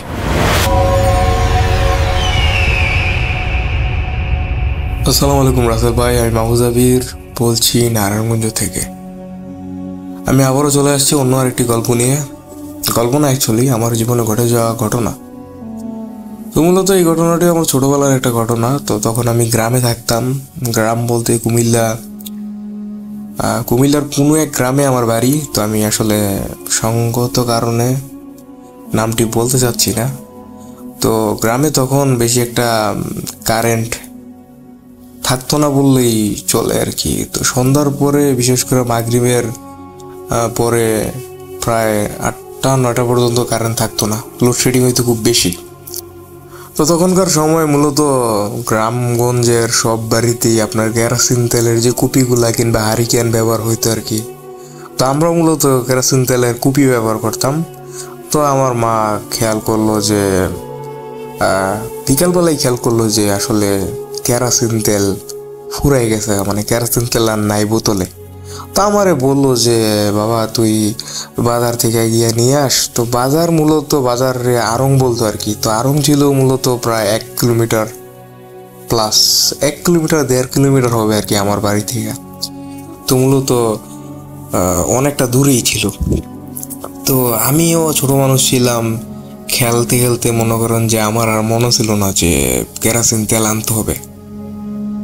তো আমি রাসেল ভাই বলে রাখি এই লিসেনারদের বোঝার সুবিধার্থে, তো আমাদের বাড়িটার পাশেই হচ্ছে একটা পুষ্কুনি, বিশাল বড় পুষ্কুনি। পুষ্কুনির সাথে হচ্ছে অনেকগুলা বাঁশঝাড়। তো বাঁশঝাড়ের পাশেই হচ্ছে আপনার হিন্দু বাড়ি। তো মূলত আমাদের বাড়ির চারপাশে হিন্দু বাড়ি। তো সন্ধ্যাবেলা যখন হিন্দুরা উলু দেয়, আপনার পুজো করার জন্য ঘন্টা বাজায়, এই ঘন্টার আওয়াজ আমরা শুনতে পাই। তো মূলত তারাই হচ্ছে আমাদের পাড়া প্রতিবেশী। তো আমাদের ধর্ম ভিন্ন ভিন্ন হলেও তাদের সাথে আমাদের ঘনিষ্ঠতা খুবই গভীর বলতে পারেন। তো মূলত আমাদের বাড়িতে যেই ভাতের মার হইতো, ওই ভাতের মার হিন্দু যেই বৌদি বলেন কিংবা কাকি বলেন কিংবা জেঠিমা বলেন, তারা এসে সংগ্রহ করতো, করে নিয়ে তাদের গবাদি পশু গরু ছাগল রেখা হইতো। তো যাই হোক, তো এমনই এক হিন্দু চাচি ছিলেন। তো উনি ছিলেন মূলত বিধবা, সাদা শাড়ি পরতেন সবসময়। তো উনি আসতেন, সন্ধ্যাবেলাও আসতেন, দুপুরবেলাও আসতেন, সকালবেলাও আসতেন। আইসা আমার মায়ে যে ভাত রান্না করতো, ওই ভাতের মাঠটা আইসা নিয়ে যেতেন তার গবাদি পশুর জন্য আর কি। তো মানে অ্যাকচুয়ালি ওনার আসার কোনো টাইম টেবিল ছিল না আর কি। তো রাসেল ভাই আমি আরেকটা কথা বলে রাখি, তো আমাদের বাড়ির আশেপাশে ছিল আপনার বাঁশঝাড়ের সাথে সাথে প্রচুর পানের বর। মানে পানের বর হয়তো অনেকে চিনবে না, পানের বর আসলে কি, মানে পানের ক্ষেত আর কি। মানে পান চাষ উপযোগী করার জন্য যেই জমি তৈরি করা হয় বাঁশ বা বিভিন্ন রকম বেড়া মাচা দিয়া, ওইটারে পানের বর বলে আর কি। তো সবাই চিনবে না, তো যারা গ্রামে গঞ্জের মানুষ আছেন তারা হয়তো বা চেনার কথাই। তো চারপাশে মনে করেন যে পানের বর আছে। তো মূলত এই পানের বরগুলাই হচ্ছে ওই হিন্দু মানুষজনের আর কি, সনাতনী ধর্মের মানুষের। তো মূলত এই হিন্দুদের পানের বরের ভেতরে এক ধরনের একটা মরিচ গাছ হয়, মানে ওই পানের খেতেই মরিচ গাছটা হয় আর কি পানের বরের ভিতরে। তো ওই মরিচটা আসলে অনেকটা দেখতে সাদা সাদা, অনেক ভালো লাগে আর কি, দেখতে সুন্দর লাগে, ফুলের মতো কিংবা অনেক ঝাল মজাদার এমন টাইপের। তো আমার ছোটবেলা থেকেই বাসার মানে বিশেষ করে আমার ঘরের সামনে গাঁদা ফুলের চারা, তারপর মরিচ গাছ, মানে এই টাইপের ব্যাপারগুলো আমার কাছে খুব ভালো লাগতো আর কি। এগুলো আমি রোপণ করতাম কিংবা পরিচর্যা করতাম। যখন খুব ছোট ছিলাম, আমার বয়স ছিল মনে করেন যে 8 বছর 9 বছর কিংবা 10 বছর এমন টাইপের আর কি। তো মূলত আমি ওই চাচির কাছে চাইছিলাম, যে চাচিটা আসলে মানে আমাদের বাসায় এসে ভাতের মার নিয়ে যাইতো আমার মায়ের রান্না করলে তার গবাদি পশুর জন্য। তো মূলত আমি ছোটবেলায় একটু লাজুক ছিলাম। তো আমি আমার মার কাছে বলছিলাম যে আম্মা তুমি চাচিরে বললো আমারে একটু মরিচের চারা দেওয়ার লাগে, তা আমি আমার দরজায় একনা লাগাবো। তো এমন অনেকটা আঞ্চলিক ভাষায় আমি এভাবে বলছিলাম। তখন আমার মা বলছিল যে আমার ওই চাচি, হিন্দু চাচিরে নাকি বলছে যে উনি নাকি বলছে যে বড় যদি যায় তাহলে আমার জন্য মরিচের চারা আনবে, আমি যেন রোপণ করতে পারি, পরিচর্যা করতে পারি, বা এক কথায় উনি যদি সময় পায় তাহলে আমার কয়েকটা চারা দিবেন আর কি, এমন কিছু একটা বুঝাইছে। আমি তো এতটুকুই আশ্বস্ত যে চাচি বলছে যে আমার মরিচ গাছের চারা দিবে, আমি রোপণ করবো। তো এখন তো আর লজ্জা নাই, কারণ আম্মু বলে দিছে, আমি তো আর চাচির কাছে কোনো কিছু চাইতে আর শরম পাবো না কিংবা লজ্জা পাবো না। তা আমি আশায় বসে রয়েছি যে চাচিরে দেখলেই ছোট মানুষ আমি বলবো যে চাচি আমরা চারাগুলা দিবেন না, আপনি না বলছেন আম্মার লোকে দিবেন। তো রাসেল ভাই এগুলা আরো 2-1 দিন আগের কথা। তো এখন আসি আসল ঘটনায়। তো মূলত আমি কেরোসিন তেলের বোতল নিয়ে মানে কন্টিন নিয়ে আমি গেছি বাজারে, মানে আড়ংয়ে। তো ওই জায়গাতে গিয়ে মনে করেন যে কেরোসিন তেল আনলাম। আমাদের নিয়মিত দোকান আছে, বাকির দোকান কিংবা পরিচিত দোকান যাই বলেন। তো তেল নিয়ে মনে করেন যে বিভিন্ন রকম বাঁশঝাড়, ধান খেতের মাঝখান দিয়ে মনে করেন যে মানে বিভিন্ন মানুষের বাড়ির আঙিনা দিয়ে আসতেছিলাম, গ্রামগঞ্জে যেমন হয়। তো হঠাৎ দূর থেকে মানে আমাদের একটা ডোবার বার আছে, মানে ডোবা বলতে পরিত্যক্ত পুষ্কুনি আর কি, এর একটা রাস্তা গেছে। তো এর একটু সামনে মনে করেন যে 3 রাস্তার মোড়ে একটা মোটা অনেক আগের পুরানো একটা আম গাছ। প্রায় আমি শুনছি যে আমার বাপদাদারও যখন ছোট ছিল তখন অনেকই আম গাছটা ছিল আর কি। যাই হোক, তো দূর থেকে আমি দেখতেছি যে সাদা শাড়ি পরা একটা মহিলা আজান দিতেছে, কিন্তু তখন ঠিক আজান দিতেছে মাগরিবের। অনেকটা মনে করেন যে আম গাছটার দিকেই অনেক তাড়াতাড়ি হাইটটা চলে যাইতেছে। তো মজার ব্যাপার হলো কি, তা ওই যে আমার হিন্দু চাচিটা, তো ওই চাচির বাসাও কিন্তু ওই দিকেই, মানে বাড়ি ওই দিকেই। তো আমি ভাবলাম হয়তো বা ওই চাচি আমার। তো আমি ওই চাচির নাম ধরে ডাকতেছি, ও চাচি আপনারা কইছিলেন আমার একটু মরিচ গাছ দিবেন, আমাদের কইছিল আপনি বলে দিবেন, মানে আপনি কি চাচি আমার দিবেননি? তা আমি ওনার পিছিয়ে এটা বলতেছি, আমি ছোটো মানুষ ছিলাম, এটা বললে ওনার পিছিয়ে আমি যাইতেছি, একই কথা বারবার বলতেছি, চাচি আপনারা বলছিলেন দিবেন। তো মজার ব্যাপার হলো কি, তা মানে ওই চাচির মতো যে অবয়বটা, তো উনি আসলে খুবই বিরক্ত বোধ হইতেছিল যে আমি ওনার ব্যাপারে ডাকতেছি পিছু থেকে, যেটা আমি পরে বুঝতে পারছি আর কি, এখন বড় হইয়া। তো উনি আসলে অনেক তাড়াতাড়ি চলে যেতেছে, আজান দিতেছে, আজানের শব্দ হইতেছে আল্লাহু আকবার। তো এরকম আর কি ধ্বনিগুলো আজানের হইতেছে, আর উনি অনেক তাড়াতাড়ি হাঁটতেছে। তা আমিও পিছিয়ে ছোটো বাচ্চার মতো, ছোটো বাচ্চারা যেমন কোনো কিছু বায়না করলে, কোনো কিছু আবদার করলে পিছিয়ে খুব যায়, এমনি যাইতেছি। তো হঠাৎ করে আমি এক সময় দেখলাম কি, উনি আম গাছটার পেছনে গেল, তো আর উনি নাই, আর নাই। তো আমি খুব মন রাগ করলাম, চাষি লুকাই গেল গা, আমারে মরিচ গাছের চারা দিবে, কি কারণে হয়তো চাষি লুকাই গেছে, আমার দিব না দিকে। তো আমি মনে খুব রাগ করলাম। তো পরের দিন চাষি যখন আসলো আবার ভাতের মার নেওয়ার লেগে, তা আমি একটু বাচ্চা আসছিলাম, ছোট মানুষ আসছিলাম, আমি অনেক আগে খুবই বলতে, চাচি আপনার আমি ভাতের মার দিতাম না। চাচি বললো কেন বাবা, কি হয়েছে? মানে ওই হিন্দু চাচিটা আর কি। তখন আমি বললাম যে এমনি কালকে মাগরিবের আজানের সময় আপনারা আমি এমনি ডাকলাম, আপনি একটু পিছনে ফিরেও তাকাইলেন না, আপনি আম গাছের চিপায় লুকাই গেলেন গা। চাচি প্রথম আমার কথাটা একটু খেয়ালিপনা কইরা জাস্ট হাসতেছিল। তো চাচি ভাবছিল আমি ছোট মানুষ, হয়তো বা রাগে খুবই বলতেছি, আমি চারা পাই নাই মরিচ গাছের, তাই হয়তো বা চাচির একটু অভিমান দেখাইতেছে। তো এগুলো স্বাভাবিক ব্যাপার, চাচি বাতিজার ব্যাপার। হঠাৎ করে জন্য আমি বললাম যে আম গাছের পেছনে আপনি লুকাই গেলেন গা। তো রাসেল ভাই ওই হিন্দু চাচিটা হঠাৎ করে সিরিয়াস হয়ে গেল গা, সিরিয়াস হয়ে আমার মুখের দিকে তাকায় রইল। তো এতক্ষণ যা বুঝলাম, আমি ছোট বাচ্চা ছিলাম, তাই হয়তো চাচি আমার কথাগুলা খামখেয়াল হিসেবে নিছে, তাই হাসতেছিল। কিন্তু যখন আমি বললাম যে আম গাছের পেছনে আপনি লুকাই গেছেন গা, তখনই চাচি একদম আমার দিকে তাকায় রইল, বললো যে আর কিছু বলো নাই তো তোমারে বাবা? আমি বললাম না। তো রাসেল ভাই ওই সময় বলে রাখি, আমার আব্বাও বাড়িতে ছিল। তো আমার আব্বা মূলত কি যেন টুকটাক কাজ করতেছিল। তো আমি যে ওই হিন্দু চাচির সাথে এভাবে মানবিমান করে কথা বলতেছি, তো আমার বাবাও শুনতেছিল। তো হঠাৎ করে আমার বাবা কাজ ফালাই দিয়া আমার আর ওই হিন্দু চাচির সামনে আসলো, আইসা বলতেছে যে কোন আম গাছটার কথা তুমি বলতেছো? আমি বললাম যে আব্বা ওই যে আড়ং থেকে মানে বাজারতে আসতে যে 3 রাস্তার মোড়টা পরে আমগো বাড়ির সামনে, বাসার সামনে ওই মোটা আম গাছটার ওই জায়গায় চাচি লুকাই গেছিল। তখন আমার বাবা আর ওই হিন্দু চাচি দুজন একসাথে বলল যে ওই আম গাছটার পাশেই মনে করেন যে একটা হিন্দু লোকের বাড়ি, নাম হচ্ছে দুলাল দাস। তো ওই দুলাল দাসের একটা ইয়াং বোন ছিল আর কি, এখন থেকে প্রায় 40-45 বছর আগের ঘটনা, এখন মানে বর্তমান সময় থেকে আর কি। তো উনি ছিলেন দুলাল দাসের বড় বোন সম্ভবত। তো উনি ওই ইয়াং ছিল, অনেকটা বিয়ের উপযুক্ত মেয়ে ছিল আর কি। তো উনি নাকি মানে এই গাছের মানে এই মোড়া আম গাছটার ডালার ভিতরে মনে করেন যে ফাঁসি দিয়ে মারা গেছিল। তো আমি যেরকম বর্ণনা দিলাম, আমার বাবাজি গেল যে কিরকম ছিল কাপড়ে পরিধানে বা কিরকম কাপড় পরা ছিল।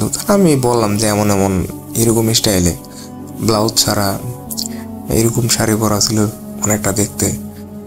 তখন আমার বাবা কিছু একটা আন্দাজ করতে পারলো। তখন আমার বললো থাক কিছু না, তুমি ভয় পেও না। তখন আমি ছোট মানুষ ছিলাম, এগুলো নিয়ে আর ভয় পাওয়ার তেমন কিছু মনেও করি নাই। তো আমার বাবা পরে মনে করেন যে গ্রামের পদ্ধতিতে গ্রামের মানুষরা, ছোট বাচ্চারা ভয়টা পাইলে যা যা করে পদক্ষেপ নেয় তা নিয়েছিল। তো পরের দিন ওই হিন্দু চাচিও মনে করেন, যিনি আমার আদর করতো, আমাদের পাড়া প্রতিবেশী, উনি আমার অনেকগুলো মরিচের চারা এনে দিয়েছিল পরের থেকে, খুবই বিনয়ের সাথে। তো এখন আমার আর গ্রামে যাওয়া হয় না রাসেল ভাই। তো ওই চাচি কি এখনো বেঁচে আছে কিনা আমি জানি না। তো আমি দোয়া করি উনি বেঁচে থাকুক, দীর্ঘজীবী হোক। তো এই ছিল আমার জীবনে ঘটে যাওয়া আরও একটি ছোট্ট ঘটনা রাসেল ভাই। যদি আপনার কাছে ভালো লাগে কিংবা প্রচারযোগ্য মনে হয় তাহলে অবশ্যই প্রচার করবেন। তো আমার লাইফে এরকম আরও ছোট ছোট অনেকগুলা ঘটনা আছে যেগুলা হয়তো বা অন্য মানুষের কাছে গল্প, কিন্তু আমার জীবনে ঘটে যাওয়া বাস্তব ঘটনা। যদি উৎসাহ পাই কিংবা আমার সময় হয় তাহলে ভবিষ্যতে আরও ছোটো ছোটো এরকম গল্প আছে যেগুলা সবার সাথে শেয়ার করার চেষ্টা করবো রাসেল ভাই। আপনার জন্য দোয়া রইল, আপনি ভালো থাকুন, সুস্থ থাকুন, এবং লিসনারদের জন্য দোয়া রইল, আপনারা ভালো থাকুন। আপনারা আমার জন্য দোয়া করবেন যেন আমি ভালো থাকতে পারি।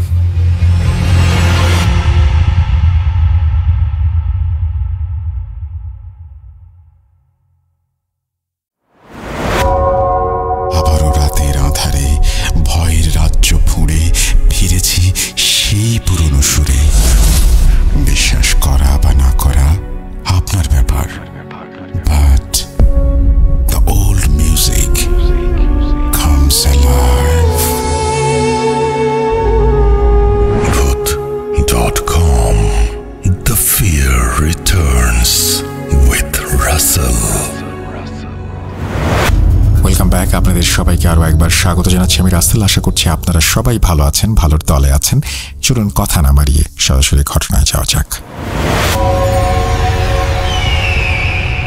আসসালামু আলাইকুম রাসেল ভাই, আশা করি ভালো আছেন। আমার নাম মোহাম্মদ আলিফ আল সিয়াম, আমি সিরাজগঞ্জ সদরে থাকি। আমার কাছে একটা ঘটনা আছে যেটা আমার নিজের সাথেই ঘটা। তো আমার এটা যদি আপনারা সিলেক্ট করেন তাহলে আমাকে একটু মেল করে বলবেন যে কোন পর্বে এটা দেখানো হবে বা শোনানো হবে। তো বেশি কথা বাড়াবো না, আমি ডাইরেক্ট ঘটনাতে চলে যাই। ঘটনাটা 2020 সালের। তখন আমি আমার বাবা মায়ের সাথে গাজীপুরে থাকি। তো ঈদের ছুটিতে আমি আমার বাবা মা সবাই গ্রামের বাড়িতে যাই ঈদ কাটানোর জন্য। গ্রামের বাড়িতে আমার দাদা আর দাদি থাকে। তো যেদিন আমার সাথে এই ভয়ঙ্কর ঘটনাটি ঘটে সেই দিন আমি আমার ফুফুর বাড়িতে গিয়েছিলাম। আমার ফুফুর বাড়ি আমাদের বাড়ি থেকে তাও 4-5 কিলোমিটার দূর হবে। তো সেদিন রাতে আমি আমার ফুফুর বাড়ি থেকে খাওয়া দাওয়া করে রাতেই আবার আমাদের বাড়িতে আসার জন্য রওনা দিয়েছিলাম। রাত বাজে তখন 9:30। আমি রাস্তায় গিয়ে দেখি কোনো গাড়ি নেই রাস্তায়। অনেকক্ষণ দাঁড়িয়ে থাকলাম কিন্তু কোনো গাড়ি পেলাম না। এখন বাড়িতে তো আমার যেতেই হবে। তো এই মেন রোড বাদেও ফুপুর বাড়ি থেকে আমাদের বাড়িতে যাওয়ার জন্য একটা শর্টকাট রাস্তা আছে। ওই রাস্তাটা একটু ভয়ঙ্করই, মানে তেমন লোকজন সেখান দিয়ে যাওয়া আসা করে না। আর রাত হলে তো ওখান দিয়ে কেউ হাঁটাচলাই করে না। এখন গাড়ি না পেয়ে আমার হাতে কোনো রাস্তাও ছিল না, তাই ওই রাস্তা দিয়ে আমি বাড়ি যাওয়ার জন্য রওনা দিলাম। ওই রাস্তা দিয়ে যখন যাওয়া শুরু করলাম প্রথম আমার একটু ভয় কমই করছিল, কিন্তু যখন রাস্তার মাঝামাঝি গেলাম তখন দেখি রাস্তার দুই পাশে কোনো আর বাড়ি ঘর নেই, দুই পাশে শুধু বাসতলা। ওইখান থেকে আমার ভয় করাটা শুরু করলো। তাও আমি মনে সাহস নিয়ে হাঁটা শুরু করলাম। কিছু দূর যেতেই আমি দেখি যে বাসতলার ভেতরে একটা কবরস্থানও আছে। আমি আমার ফোনের লাইটটা কবরের দিকে ধরতেই দেখি কবরের কাছে একটা কালো বেড়াল আমার দিকে তাকিয়ে আছে। বেড়ালটার চোখ ছিল একদম সাদা, আর যখন লাইটটা ধরছি তখন বেড়ালটার চোখ আরো জল জল করছিল। সেটা দেখেই আমি ভয় পেয়ে গেছি। তো বেড়ালটাকে যখন আমি পার হয়ে আর একটু সামনে গেলাম তখন আমার দুই পাশে তো বাসতলা ছিল, তো হাঁটতে হাঁটতে হঠাৎ করে দেখি আমার মাথার উপর বাঁশগুলো অনেক জোরে জোরে নড়াচড়া শুরু করছে, মানে অনেক জোরে জোরে ঝাঁকে শুরু করছে। তখন না ছিল কোনো বাতাস, না ছিল বৃষ্টির দিন, না কোনো ঝড় ছিল, তারপরেও অনেক জোরে জোরে এরকম করছিল। এখন আমি তো ওই জায়গায় ছিলাম একলা, আমার সাথে একটা লোকও ছিল না, আর আশেপাশে কোনো মানুষ নাই। 9:30টার সময়, তখন হয়তো 9:30 না, তখন হয়তো 10টা বাজে। আর গ্রামের মানুষ তো 10টার ভিতরে একদম সবাই ঘুমিয়ে পড়ে। তো ওই সময় একলা একলা ওই জায়গায়, ওই পরিস্থিতিতে আমার কি অবস্থাটা হতে পারে চিন্তা করুন। আমি আর কিছু চিন্তা না করে চোখ বন্ধ করে জোরে একটা দৌড় দিলাম। দৌড় দেওয়ার পর কিসের সাথে যেন আমার পাটা লেগে আমি মাটিতে পড়ে গেলাম। মাটিতে পড়ার পর আমার হাত থেকে আমার ফোনটাও রাস্তার একপাশে পড়ে গেল। আমি রাস্তা থেকে আবার উঠলাম, উঠে আমার ফোনটা হাতে নিলাম, নিয়ে আবার হাঁটা যখন শুরু করলাম, পিছন থেকে আমার নাম ধরে আস্তে আস্তে কে যেন আমাকে ডাকছিল। ডাকটা ঠিক এমন ছিল, সিয়াম এদিকে আয়। ওই ডাক শুনে আমি একবার আর পিছনে ঘুরি নাই, আমি আমার মতো সামনের দিকে হেঁটে যাচ্ছিলাম। তো হাঁটতে হাঁটতে আমার মানে পাশ দিয়ে একটা গরম বাতাস গেল। গরম বাতাসটা যাওয়ার পর আমার শরীর হুট করে কেমন যেন একটু দুর্বল হয়ে গেল গরম বাতাসটা লাগার পর। আর ওই বাতাসটা লাগার পর আমার শরীরের সব লোম একদম দাঁড়িয়ে গেছিল। আমি তারপরেও অনেক কষ্টে বাড়ি পর্যন্ত পৌঁছালাম। তো বাড়িতে আসার পর আমার সাথে আরো খারাপ অনেক কিছু ঘটে। সেই দিন রাতে আমাদের বাড়িতে কারেন্টও ছিল না। রাতে সবার সাথে খাওয়া দাওয়া শেষে যখন আমি আমার ঘরে ঘুমাতে যাই, আমার তখনকার কথা চিন্তা করে আমার ঘুমই আসছিল না। তখন মনে হয় রাত 1টা বাজে। ঘুম না আসায় আমি আমার ফোনে ভিডিও দেখছিলাম। তো ভিডিও দেখতে দেখতে আমার একটু ঘুম ঘুম পায়। আমি তখন মনে হয় চোখটা বন্ধ করে 5 মিনিটের মতো ছিলাম। হঠাৎ করেই 5-6 মিনিট পর আমি লক্ষ্য করলাম আমার হাত পা একদম অবশ হয়ে গেছে। অবশ হয়ে যাওয়ার পর আমার চোখ আমি খুলতে পারছি না, মুখ দিয়ে আমি আর কোনো কথা বলতে পারছি না। অনেক চেষ্টা করার পর আমি আমার চোখটা শুধু খুলতে পারছি। চোখ খোলার পর আমি যা দেখলাম তা দেখার জন্য আমি মোটেও প্রস্তুত ছিলাম না। আমি দেখলাম আমার সাথেই, আমার পাশেই শুয়ে আছে একদম কালো কুচকুচে একটা মানুষের মতো দেখতে একটা অবয়ব। তার চোখ একদম লাল আগুনের মতো জ্বলজ্বল করছে, আর এত বিশ্রী দেখতে। ওই জিনিসটা শুয়ে থাকতে থাকতেই ধীরে ধীরে আমার গলাটা চাপ দিয়ে ধরলো। চাপ দিয়ে ধরার পর ধীরে ধীরে আরো জোরে চাপ দিয়ে ধরছিল। আমি শ্বাস প্রশ্বাস নিতে পারছিলাম না। আমি অনেক চিল্লানোর চেষ্টা করছি, অনেক হাত পা নাড়াচাড়া করার চেষ্টা করছি, কিন্তু কোনোভাবে আমি হাত পা নাড়াতে পারছি না। যখন আমার শ্বাস বন্ধ হয়ে আমি মরে যাচ্ছিলাম, তখন হুট করে আমার হাত পা খুলে গেল।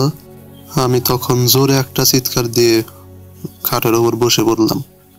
পরে পাশের ঘর থেকে সবাই আসলো, এসে আমাকে জিজ্ঞাসা করলো যে আমি এত জোরে চিৎকার দিলাম কেন, কি হয়েছে আমার। পরে সবাইকে আমি আমার যা যা হয়েছে সব বললাম। পরের দিন আমার বাবা মা আমাকে নিয়ে একটা কবিরাজের কাছে গেল। যাওয়ার পর কবিরাজ আমাকে জিজ্ঞাসা করলো যে আমার সাথে কি কি হয়েছিল। পরে আমি সব তাকে বললাম। বলার পর সে আমাকে একটা তাবিজ দিল আর একটা আংটি দিল। দেওয়ার পর বললো যে এই 2টা জিনিস সবসময় কাছে রাখো, আর ঘুমানোর আগে একটু দোয়া টোয়া পরে ঘুমায়ো, তাহলে আর কোনো কিছু হবে না, কোনো সমস্যা আর হবে না। পরে আমি ওই সব যা যা বলে দিল সব করলাম। তারপরে ঘুমানোর সময় আমি দোয়া কালাম পড়ে তারপর বুকে ফু দিয়ে ঘুমাইতাম। এরপরে আমার সাথে আর তেমন কিছু হয় নাই। এখন মোটামুটি আমি ভালোই আছি। তো এই ছিল আমার ঘটনা। জানি না কত ভালো করে বলতে পেরেছি, কোনোদিন এভাবে বলি নাই, তো বলার অভ্যাসও নাই। তো আপনার অনুষ্ঠানে যদি আমার এই ঘটনাটা সিলেক্ট হয় তাহলে আমাকে দয়া করে একটু জানাবেন। আর এই ছিল আমার ঘটনা। তো ভালো থাকবেন সবাই, আল্লাহ হাফেজ।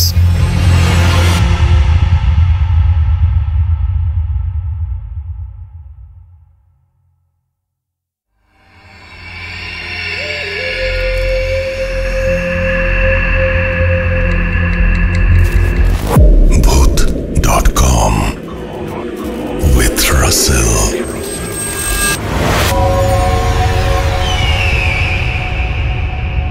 আসসালামু আলাইকুম রাশেদ ভাই। আমি জানি সবসময় ভালো দলে আপনি থাকেন, তাই আর জিজ্ঞাসা করলাম না যে আপনি কেমন আছেন। আমার নাম হচ্ছে মোহাম্মদ মামুনুর রশিদ, বিভাগ রাজশাহী, জেলা নওগাঁ, থানা নিয়ামতপুর, গ্রাম হচ্ছে হাজিনুর। আমি যে ঘটনাটা বলতে চাচ্ছি আর কি, সে ঘটনা আমার ফ্রেন্ডের আর কি বড় আব্বুর সঙ্গে ঘটে গেছে। সে আমাকে আর কি শেয়ার করছে, মানে আমার আর কি গ্রামের পাশে তার বড় আব্বু। আমিও শুনছি অনেকের মুখে, কিন্তু সে ভালোভাবে আমাকে বিস্তারিতভাবে বলছে। তো সাল ছিল আপনার এটা মেবি 2000 আর কি ওই 3 বা 2 সালের মতো, 3 সালের মতো, হ্যাঁ আর কি।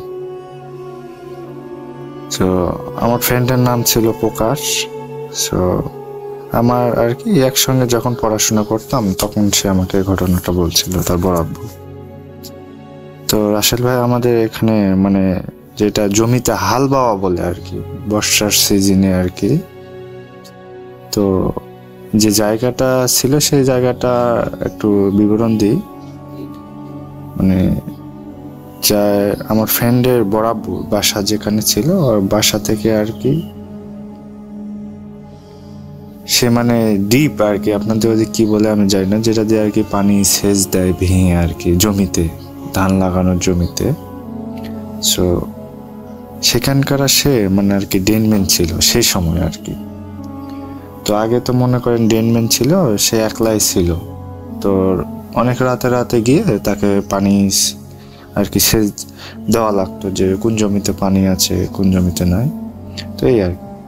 তো তখন রাসেল ভাই মনে করেন আর কি জ্যোৎস্না রাত ছিল, রাতটা আর কি। তো সে মনে করছিল সেই সময় ঘড়ির তেমনটা সেরকম ব্যবহার করতো না, ওই আর কি আগের মানুষ তো বুঝতেই পারছেন। তো সে কি করছে, তো আকাশে মনে করেন চাঁদ দেখে তো মনে করছে যে জ্যোৎস্না রাত, তো হয়তো বা সময় ভোর হয়ে গেছে, তো জমিতে যাওয়ার পরিকল্পনা করছে। তো মনে করছে যে ভোর 5টা হয়ে গেছে, তো যাই, হয়তো বা সকাল হয়ে যাবে। তো এই কারণে সে মনে করেন ওই রাতে চলে গেছে, ওই আপনার যায় পানি কাটতে আর কি, পানি জমিতে দিতে ভালোভাবে, যে কোন জমিতে পানি আছে কোন জমিতে নাই, মানে আর কি সে ওইটা আর কি দায়িত্ব পালন করতেছিল। তো সেখানে গিয়ে আর কি, তো রাসেল ভাই সেখানে আর কি সে এই জমিতে পানি সৃষ্ট যেখানে মানে যেটাকে ডিপ বলে আর কি, আপনাদের ওখানে কি বলে জানি না। তো ওই জায়গাটা আমি বিবরণ দিই। মানে ডিপটা মানে এমন জায়গা ছিল, মানে আর কি ডান পাশে একটা পুকুর ছিল, এখনো আছে আর কি পুকুর ছিল, আর যেটা বাম সাইডে আর কি হিন্দুদের শ্মশান ঘাটে। তো নর্মালি সে আর কি অনেক আগে থেকে সে ওখান থেকে থাকতো, বাট সেরকম মানে আর কি পরিস্থিতিতে কখনো সে পড়ছিল না। তো সে অনেক মানে চাঁদনি রাত আর কি, রাতের বেলা সে টাইম দেখি না, আর সে সময় টাইমে সেরকম ব্যবস্থা ছিল না। তো সে ওখানে গেছে আর কি, মানে আর কি। তো দূর থেকে দেখতেছে যে ডিবের যেটাকে আর কি ক্যানেল বলে আর কি, যেটা ডিবের আর কি ঘর আছে, তো ঘরের পাশে একটা লম্বা করে ক্যানেল থাকে, তো ওখানে বসে একটা মেয়ে আর কি হামবুড়ি দিয়ে আর কি পিছন তাকে পা উল্টায় দিয়ে বসে আর কি দেখতেছে যে জ্যোৎস্নার আলো, তো দেখতেছে যে দূর থেকে যে একটা মেয়ে আর কি ওখানে বসে থাকে আর কি কাঁদতেছে। তো ওই ভাবতেছে যে হয়তো বা সকাল হয়েছে, মানে দূর থেকে ভাবতেছে, মানে চলে যাচ্ছে, ওই সেরকম কিছু ভাবেনি তখন, মানে নর্মালি যে অন্য কোনো যে ভাবা মনে সেটা ভাবে। তো সেখানে আর কি গেছে, যেতে হয়তো ভাবছে হয়তো বা কেউ হয়তো বা মেরে বা স্বামী তাকে বাইরে করে দিছে, বা তার মনে করেন সে কোথা থেকে পালিয়ে আসছে মেয়ে। তো সে চতুর্ধার ঘরে আর ওইভাবে দেখে। আর মেয়েটা বলছিল যে মেয়েটা এত সুন্দর ছিল, বরাবর একটু মানে আর কি খারাপ টাইপের আর কি লোক ছিল আসলে, এটা বলতে একটু শরম লাগতেছে, এও লাগতেছে। তো বরাবর হিন্দু ছিল আর কি। তো ওই মনে মনে ভাবতেছিল যে হ্যাঁ এই মেয়েটা একাই আছে, আমি কি একে চিপে ধরবো, এখন তো কেউ না। আবার ভাবতেছে যে না, এখন হয়তো বা বাবা মা বের করে দিছে বা স্বামীর ঘর থেকে চলে আসছে, তখনও কিন্তু সে ওইটা ভাবছিল না যে এটা অন্য কিছু। তো তখন রাসেল ভাই তখন সেই ঘুরতেছে আর ভাবে দেখতেছে জ্যোৎস্না রাত, অনেক জ্যোৎস্না রাতে। আর পরে এসে বলছিল যে আমার ফ্রেন্ড বলছে যে মেয়েটা নাকি এত সুন্দর ছিল যে কোনো কেউ কিছু করে ফেলবে। তো তখন সে মেয়েটা চতুর্ধার ঘুরতেছে আর দেখতেছে যে নয়। তো আমার ফ্রেন্ড বলছিল যে তার নাকি পা দুটো যেটা ছিল আর কি সেটা ব্যাখ্যা হয়েছিল। তখন ওই তারপরও মেয়েকে বলে যে এ মেয়ে তুমি কোথায় থেকে এসছো, এভাবে জিজ্ঞাসা করে, কিছু কথা বলে না, শুধু মনে করেন গোংরায় মাথা মাটির দিকে করে দিয়ে খায়, শুধু কান্দে করে কান্দে, এভাবে কান্দে। তো সে এত কথা বলে তারপরও কিন্তু সে কথা বলে না। তো তখন দেখতেছে যে ওই জায়গায় অনেক একটা মানে আর কি বাতাস বইছে, হঠাৎ করে অনেক জোরে বাতাস চলে আসছে। তো ওই বলতে ওই এখনো তারপরে ওই স্বাভাবিকই মনে করছে, না এটা স্বাভাবিক, রাতে তো জ্যোৎস্না রাত আর সময় তো নেই, হয়তো বা ফজরের আজান দিয়ে দিছে। তো দেখতেছে রাসেল ভাই যখন সে মনে করেন ওকে ইয়াও করে, তারপরও লাইট মারেনি ওর কাছে জ্যোৎস্না রাতের কারণে। তো আর কি লাইট কিন্তু ভিতরে আছে রুমের ভেতরে। যখন লাইট আনতে গেছে রুমের ভেতর থেকে, তখন দেখতেছে যে ওই মেয়েটা মাটি থেকে কিন্তু হাওয়ায় কিন্তু একটু উঠতেছে। তো হাওয়ায় উঠতেছে, তারপরও সে বুঝতে পারেনি, মানে ওই কিন্তু আর মুখের ফেস যে এত সুন্দর ছিল, আমার ফ্রেন্ড বলছে যে ওর মুখের ফেস এত সুন্দর ছিল, আমার বড় আব্বু বলছে যে এমনিতে অন্য কিছু তাকাতে ইচ্ছা হবে, এত সুন্দর ছিল। তখন ওই মাটির দিকে যখন নজর করে, তখন ওই দেখতেছে যে ওই মাটি থেকে না হলো এক হাত হবে খাড়া হয়ে উপরে আছে। তো রাতের বেলা তো ওইভাবে তো আর কি নজর করেনি, পা হাত একটু ঢেকে আছে, সুন্দর দেখতে, ফেসের দিক তাকাইছে। আর তখন দেখে তখন ফক করে পায়ের দিক নজর গেছে। তো দেখতেছে যে পা উপরে, এক হাত উপরে আছে, আবার পা যেই দুটো, ওই দুটো নাকি উল্টে ছিল। তখন ওই ভাবতেছে যে আরে আল্লাহ, আল্লাহ তো বলে ও ছাই ভগবান, তো সর্বনাশ। তখন সে মনে মনে ভাবতেছে যে আমি এখান থেকে পালাবো কিভাবে।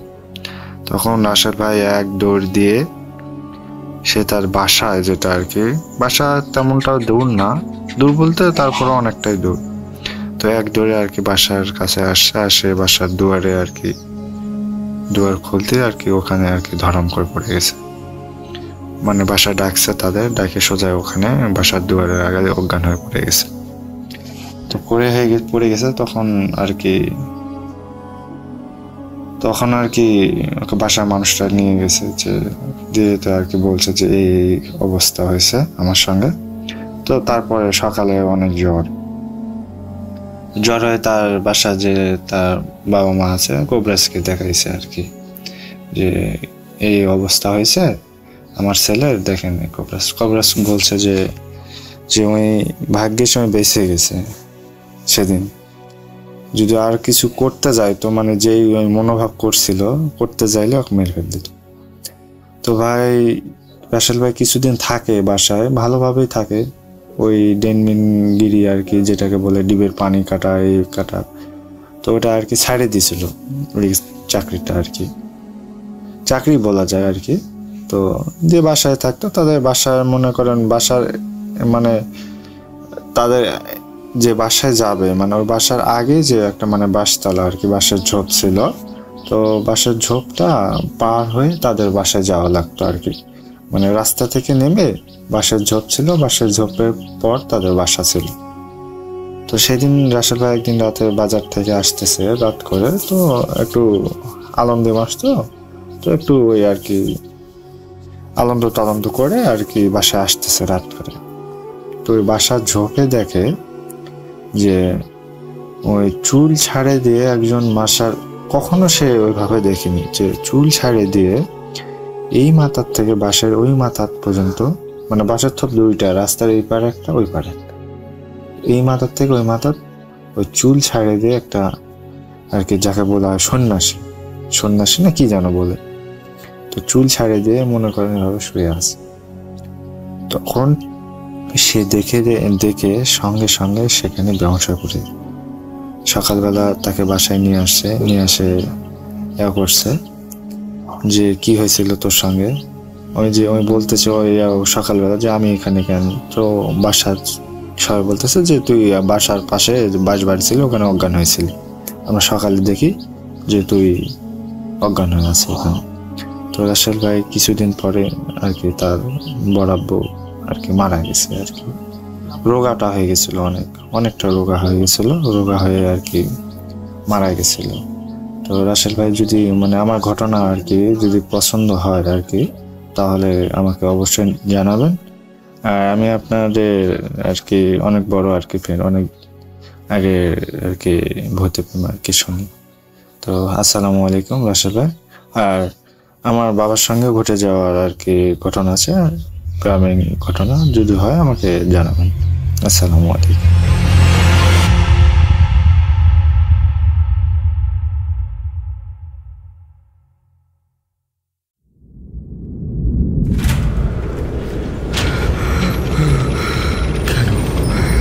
কেন তুমি আসো?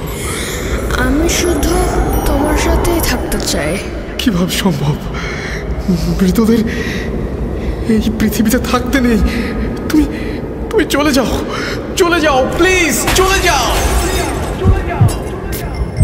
সবটাই কি ইলুশন, নাকি অন্য জগতের কেউ কখনো হাজির হয়ে যায় চোখের পলকে? Bhoot.com with Russell।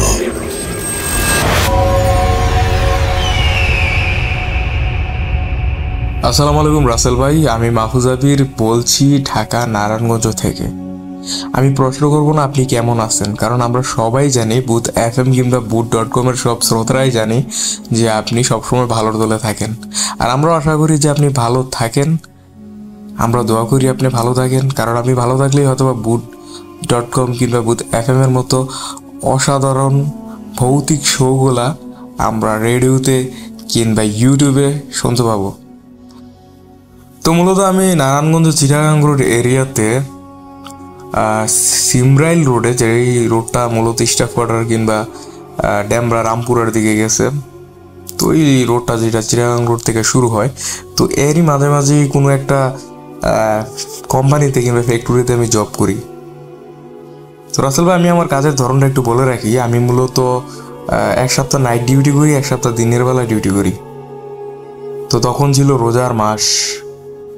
তো তখনকার সময় ওই আমি যেই কোম্পানিতে জব করি ওই কোম্পানির নিয়ম ছিল যাদের ইচ্ছা তারা রোজার সময় রাত্রে সেহরি খাইতে যার যার বাসায় যাইতে পারতো। তো মূলত সব শ্রমিক স্টাফ সবাই চলে যেত রাত্রে যার যার বাসায় সেহরি করার জন্য। তো আমিও সবার সাথে হই হুল্লোড় করে একসাথে চলে যেতাম, আমার বাসাও খুব কাছেই। তো তো আমার কাছে খুব বেশি একটা ভৌতিক কিংবা হন্টেড কোনো কিছু মনে হইতো না, কারণ আমরা শত শত মানুষ একসাথে যেতাম, তাই হয়তোবা খুব কমন একটা ব্যাপার মনে হতো। যে অনেক রাতে সাহেরি কাছে যাইতেছি এমন কোনো ব্যাপার ফিল হইতো না। তো রাসেল ভাই বলে রাখি, ওই সময়টা আমার খুবই বয়স কম ছিল, ধরে নিতে পারেন 13 কি 14 বছর। ফ্যামিলির আর্থিক সমস্যার কারণে আমি তখনই জব করতাম। তো রোজার মাসে হঠাৎ একদিন আমার খুবই জ্বর। তো রাত্রে যখন আমি আমার ডিউটিতে যাচ্ছিলাম, তো তখন ছোট ছিলাম, তো আমার মা আমার নিয়ে একটু টেনশন করতেছিল। তো আমার মা বললো যে বাবা, আজকে রাত্রে তোর আর আসা লাগবো না, তুই যদি এখন তোর এত জ্বর, সম্ভব হলে তুই না যা। তো আমি ভাবলাম যে রাসেল ভাই সামনে ঈদ, এখন যদি আমি অ্যাবসেন্ট দিই হয়তো বা আমার স্যালারি থেকে এই টাকাটা কাটবো। তো ওই সুবাদে আমি ভাবলাম থাক চলে যাই।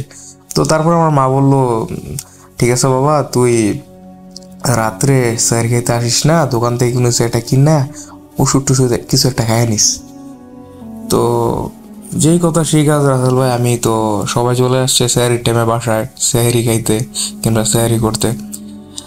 তো পুরো কোম্পানি মেইলই বলা যায়, মেইল ফ্যাক্টরি এমন টাইপের কিছু একটা। তো আমি ওখানে আমি শুধু একা মানুষ, আমার সাথে 2 কি 3টা সিকিউরিটি গার্ড। তো তারাও যার যেমনে স্যারি করার লেগা ব্যস্ত আর কি। তো আমি মূলত ভাবলাম দেখি একটু বাইর হইয়া যদি 2-একটা দোকান টোকান খোলা থাকে, তো আমি একটু কোনো কিছু কিনা রুটি টুটি লাইক বিস্কিট টিস্কিট কোনো কিছু একটা খায়া যদি একটু ওষুধ টষুধ খাওয়া যায়। তো ওই সুবাদে আমি বাইর হইলাম। তো যারা নারায়ণগঞ্জে চিড়িয়াখানা রোড এলাকাতে আছেন কিংবা ড্যামরা রামপুরা যাতায়াত হয় আপনার চিটাগাং রোড এরিয়া থেকে, তারা হয়তো বা খুব জানবেন যে এই রোডের পাশে একটা ডিএনডি খাল আছে। আর এই রোডেই মনে করেন যে বিভিন্ন রকম কোম্পানি ফ্যাক্টরি আছে। তো মূলত এই ফ্যাক্টরির থাকার সুবাদে ওই রাস্তার পাশে ছোট ছোট চায়ের দোকান, টঙের দোকান আছে, যেগুলা বিভিন্ন রকম চা বিস্কিট বিক্রি করা হয় সাধারণত শ্রমিক কিংবা অফিস কর্মীদের জন্য।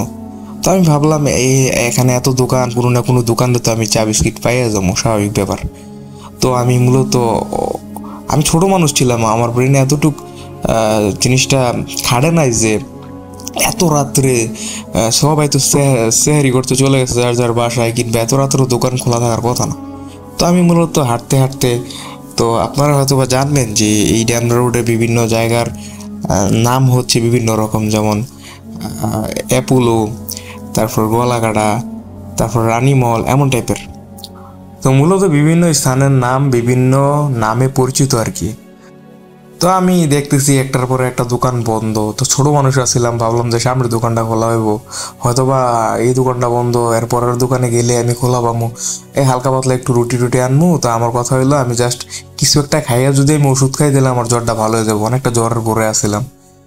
তো আমি রাসেল ভাই আপনারা বলে রাখি, তো এই এলাকায় যারা আছেন আমি আবারও বলতেছি, তারা হয়তোবা চিনবে আপনার এই আপনার যে এই রোডটা, যে আপনার সিমরাইল কিংবা ড্যামরা রোডটা যেটা আছে, তো এর পাশে আপনার ডিএনডি খাল আছে।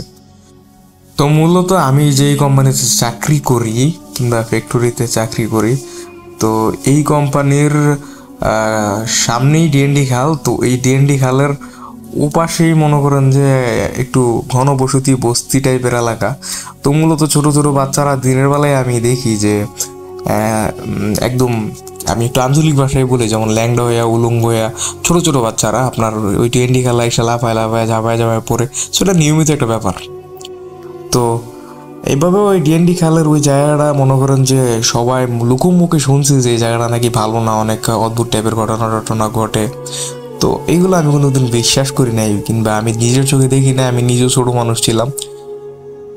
তো রাসেল ভাই আমি গোলাঘাটা ওই জায়গাতে যখন যাই মানে দোকানের উদ্দেশ্যে, তো দোকানে আমি 2টা দোকান খোলা পাই। তো আমি সচরাচর একটু হালকা পাতলা নাস্তা বিস্কিট টিস্কিট নিয়ে তো আমি হাইটটা আবার আমার গন্তব্যস্থলে বা আমার কোম্পানির উদ্দেশ্যে আমি রওনা দিলাম। তো মূলত রাসেল ভাই আমি যখন রাস্তা হাঁটতেছি আমার কাছে মনে হইতেছে যে আপনার কেমনে আপনারা বুঝাই, যেমন আমার সাথে কয়েকজন হাঁটতেছে, তো ওটা আমি আর পিছনে দাগাইতেছি না। আমার কাছে মনে হইতেছে হয়তো বা আশেপাশের যে কোম্পানিগুলো আছে ওখান থেকে মানুষ বাইর হইয়া যার যার বাসা যাইতেছে স্যারি খাওয়ার লেগে, কিন্তু আমার ওইরকম বেশি একটা গুরুত্ব দেওয়া হয় না। আমি ভাবলাম এই তো টুকটাক লাইটের আলো আছে। তো এই জায়গাতে আমার তো ভয় পাওয়ার কিছু নাই, বা আমি এরকম কোনো কিছু আমার মাথায় আসা নেই। তো আসল ঘটনা হয়েছে তখন যখন আসলে আমি ইগনোরে করতেছিলাম, ধরতে গেলে ভয় পাবো বা ভয় পাইলে যে জিনিসটা আমার আরও ভয় দেখাবে এমন ব্যাপার হওয়ার কোনো সিচুয়েশন হয় নাই, কারণ আমি এটা ইগনোর করছিলাম ব্যাপারটাকে। যখন আমি আমার কোম্পানির সামনে চলে আসছি, আমি মূলত গেটে ঢুকবো। তো সবার বোঝার সুবিধার্থে আমি আরেকটু ভালোভাবে বুঝিয়ে দিই যে আমার কোম্পানির সামনের একটা পাশে হলো একটু ঝোপঝাড় টাইপের, তারপর হচ্ছে আপনার ড্যামরা রোডের পরেই হচ্ছে ডিঙ্গি খাল। সরি, অ্যাকচুয়ালি আঞ্চলিক ভাষায় মানুষে ডিঙ্গি খাল বলে, তো মূলত খালের নাম হচ্ছে ডিএনডি খাল। তো যাই হোক, তো ওই ঝোপঝাড় থেকে আমি যেমন দেখলাম 5 থেকে 7টা মানে অনেকটা মানুষের বাচ্চার মতোই দেখতে, মানে এমন টাইপেরই মানে অবয়ব আমি স্পষ্ট লাইটের আলোতে দেখলাম যে দৌড়ে লাফায় ডিএনডি খালে পড়তেছে, এবং যে পড়ছে পানির শব্দগুলাও শুনতেছিলাম আমি। তখন আমি অদ্ভুতভাবে তাকায় আসছিলাম, মানে এমন কিছু না যে ব্যাপারটা একবার আমি খুব বেশি ভয় পাইছি। তো তখন আমার মনে মনে একটা কথাই চলতেছিল, আমি একটু আঞ্চলিক ভাষায় বলি রাসেল ভাই আপনাদের বোঝার সুবিধার্থে, যে পোলা ভাই না তো মানে 12 ঝৌরা ভাই এমন টাইপের একটা বলছি যেটা আসলে আমার ব্যক্তিগত ভাষা। তো যেটা বলছি আমি আসলে ভয় পাই নাই, আমি জাস্ট অবাক হয়েছি যে এত রাত্র লাফান লাগে ব্যাপারটা। তো আমি অনেকক্ষণ যাবৎ দাঁড়ায় দেখতেছিলাম, মানে আমার আসলে খুব ওই জায়গাতে যায় মানে দেখার ইচ্ছা হইতেছিল, মানে খুবই ইচ্ছা হইতেছিল, মনে হইতেছে জন্য কেউ আমার ডাকতেছে ওই জায়গায় যাওয়ার জন্য, বা যে কি হয়েছে জিনিসটা দেখার জন্য খুবই এক্সাইটমেন্ট কাজ করতেছিল আমার ভিতরে। মানে কেমন জানি আমার ইচ্ছা করতেছিল যে এই বাচ্চাগুলোর সাথে আমিও পানিতে লাফ দিই, গোসল করি, এমন টাইপের কিছু একটা। মানে এক কথায় বলতে গেলে আমার ওই জায়গাতে পানিতে যাওয়ার খুব ইচ্ছে হইতেছিল, বা আমি খুব আকৃষ্ট হয়ে গেছিলাম ব্যাপারটাতে, যে ওদের সাথে আমার খুব গোসল করতে ইচ্ছা করতেছিল, কিংবা আমারও দৌড়ে গিয়ে পানিতে লাফ দিতে খুব ইচ্ছা করতেছিল, এমন টাইপের ব্যাপার আর কি। মানে বুঝাইতে পারবো না, কেমন যেন একটা ফিলিংস হইতেছিল।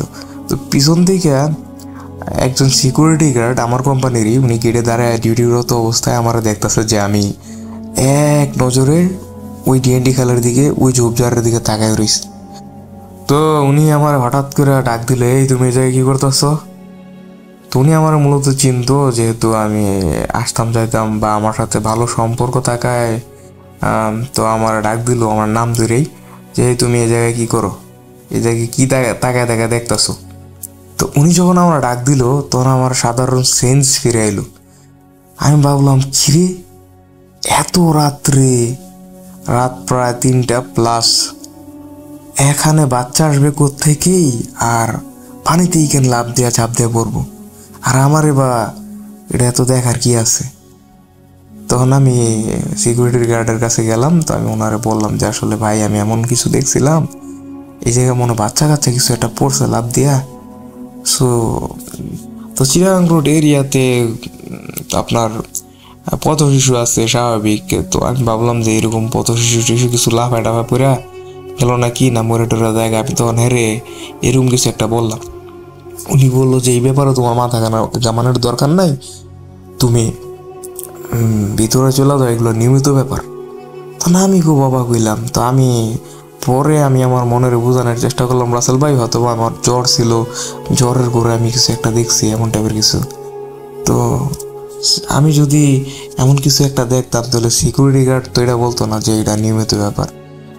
তো আমি কি আসলেই ভুল কিছু দেখছি কিনা জ্বরের ঘুরে, তো এই জিনিসটা কনফার্ম করার লাগে আমি মনে করেন যে আবারও আরেকদিন সিকিউরিটি গার্ডের সাথে এই ব্যাপারে আমি কথা বললাম। তো ওনারা আমি চা সিগারেটও খাওয়াইলাম, আসলে নিজেরে ভুল প্রমাণ করার লেগে যে আসলে এরকম কিছু হয় না, মানে এরকম নিজেরে সান্ত্বনা দেওয়ার লেগে। তারপর উনি আমার বললো যে এখানে নাকি বিশেষ করে মানে যে কোম্পানিগুলা মানে যে ড্যামরা রোডটা গেছে, তো মূলত এই এলাকাটা শিমরাল যে এলাকাটা এটা নাকি ছিল শীতলক্ষা নদীর চর। তো মূলত এখন থেকে আরো 40-50 বছর আগে এগুলো ছিল আপনার হিন্দুদের শ্মশান টাইপের কোনো কিছু একটা, ধরেন নদীর পার ছিল। তো এখানে শ্মশান টাইপের ছিল, বালুর চর ছিল, এখানে মানুষের দাও করা হতো বা যাই করা হতো হিন্দুরার। তো মূলত ঝোপঝাড়ও ছিল, দিনের বেলায় নাকি দোয়াটাও উঠতো। সিকিউরিটি গার্ড উনি আমারে বললো আর কি এই কথাগুলো। তো উনি মূলত অনেক বৃদ্ধ লোক, অনেক প্রবীণ লোক। তো উনি এই এলাকার স্থানীয় লোকই। আর দ্বিতীয়ত কথা হইলো উনি মিথ্যা কথা বলার লোক না, তো ওনারা আমি বিশ্বাস করছি। তো রাসেল ভাই কথা হইলো দিন শেষে একটাই, যে আমি এগুলো কি দেখলাম, মানে এই জিনিসগুলোর আসলে ব্যাখ্যা কি। মানে অনেক প্রশ্ন আমার মনের ভিতরে রয়ে গেল যে ওই দিন রাত্রে আমি কি দেখলাম। আবার অনেক সময় আমি অনেকের মুখে শুনি যে রোজার মাসে নাকি এরকম বাজে যে প্রেতাত্মা বলেন বা জিন ভূত এগুলা কিংবা শয়তান স্পেশালভাবে বন্দি থাকে, তাহলে এটা কিভাবে সম্ভব হইলো? আবার যদিও জিন হয় তাহলে কেনই বা এভাবে লাফায় পড়ে? মানে এগুলোর ভাই কোনো আমার কাছে আর কোনো নেই, কোনো অ্যান্সার নাই। মানে আমি আমার বিবেকের এই অ্যান্সারগুলো দিতে পারি না। তো এই ছিল আমার সাথে ঘটে যাওয়া একটা ছোট্ট ঘটনা। জানি না কেমন লাগছে আপনাদের। যদি ভালো লাগে রাসেল ভাই তাহলে শেয়ার করবেন, আর যদি আমার ঘটনাটি প্রচার হয় তাহলে আপনি আমাকে একটু জানাবেন।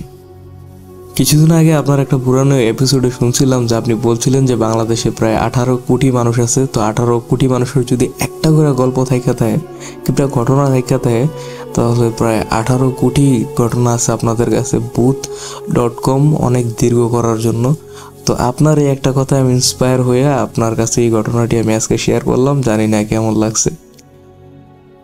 যদি আপনার কাছে ভালো লাগে তাহলে ভবিষ্যতে ইনশাল্লাহ আমি আমার লাইফে আমার ছোটবেলায় আরও ঘটে যাওয়া কিছু ঘটনা শেয়ার করবো আপনাদের সাথে, আপনার সকল লিসনারদের সাথে। ধন্যবাদ রাসেল ভাই, ভালো থাকবেন, সুস্থ থাকবেন, এই কামনাই করি।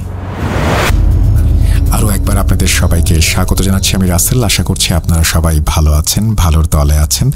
প্রথমেই শুরু করেছিলাম একটা লম্বা ঘটনা দিয়ে, এবং সেখানেই আপনাদের অনেক বেশি ভালো লাগার কথা। আমরা শেষ করছি আমাদের আজকের এপিসোড। ফিরে আসবো আবারও, এবং ঈদ খুব কাছে চলে আসছে। যারা এখনও ঘটনা পাঠাননি তাদেরকে রিকোয়েস্ট করব ঘটনা পাঠানোর জন্য। যারা সাবস্ক্রাইব করেননি তাদেরকে বলবো সাবস্ক্রাইব করার জন্য। যারা সাবস্ক্রাইব করেছেন কিন্তু এখনও বেল আইকনটি ক্লিক করেননি তাদেরকে বলবো বেল আইকনে ক্লিক করার জন্য।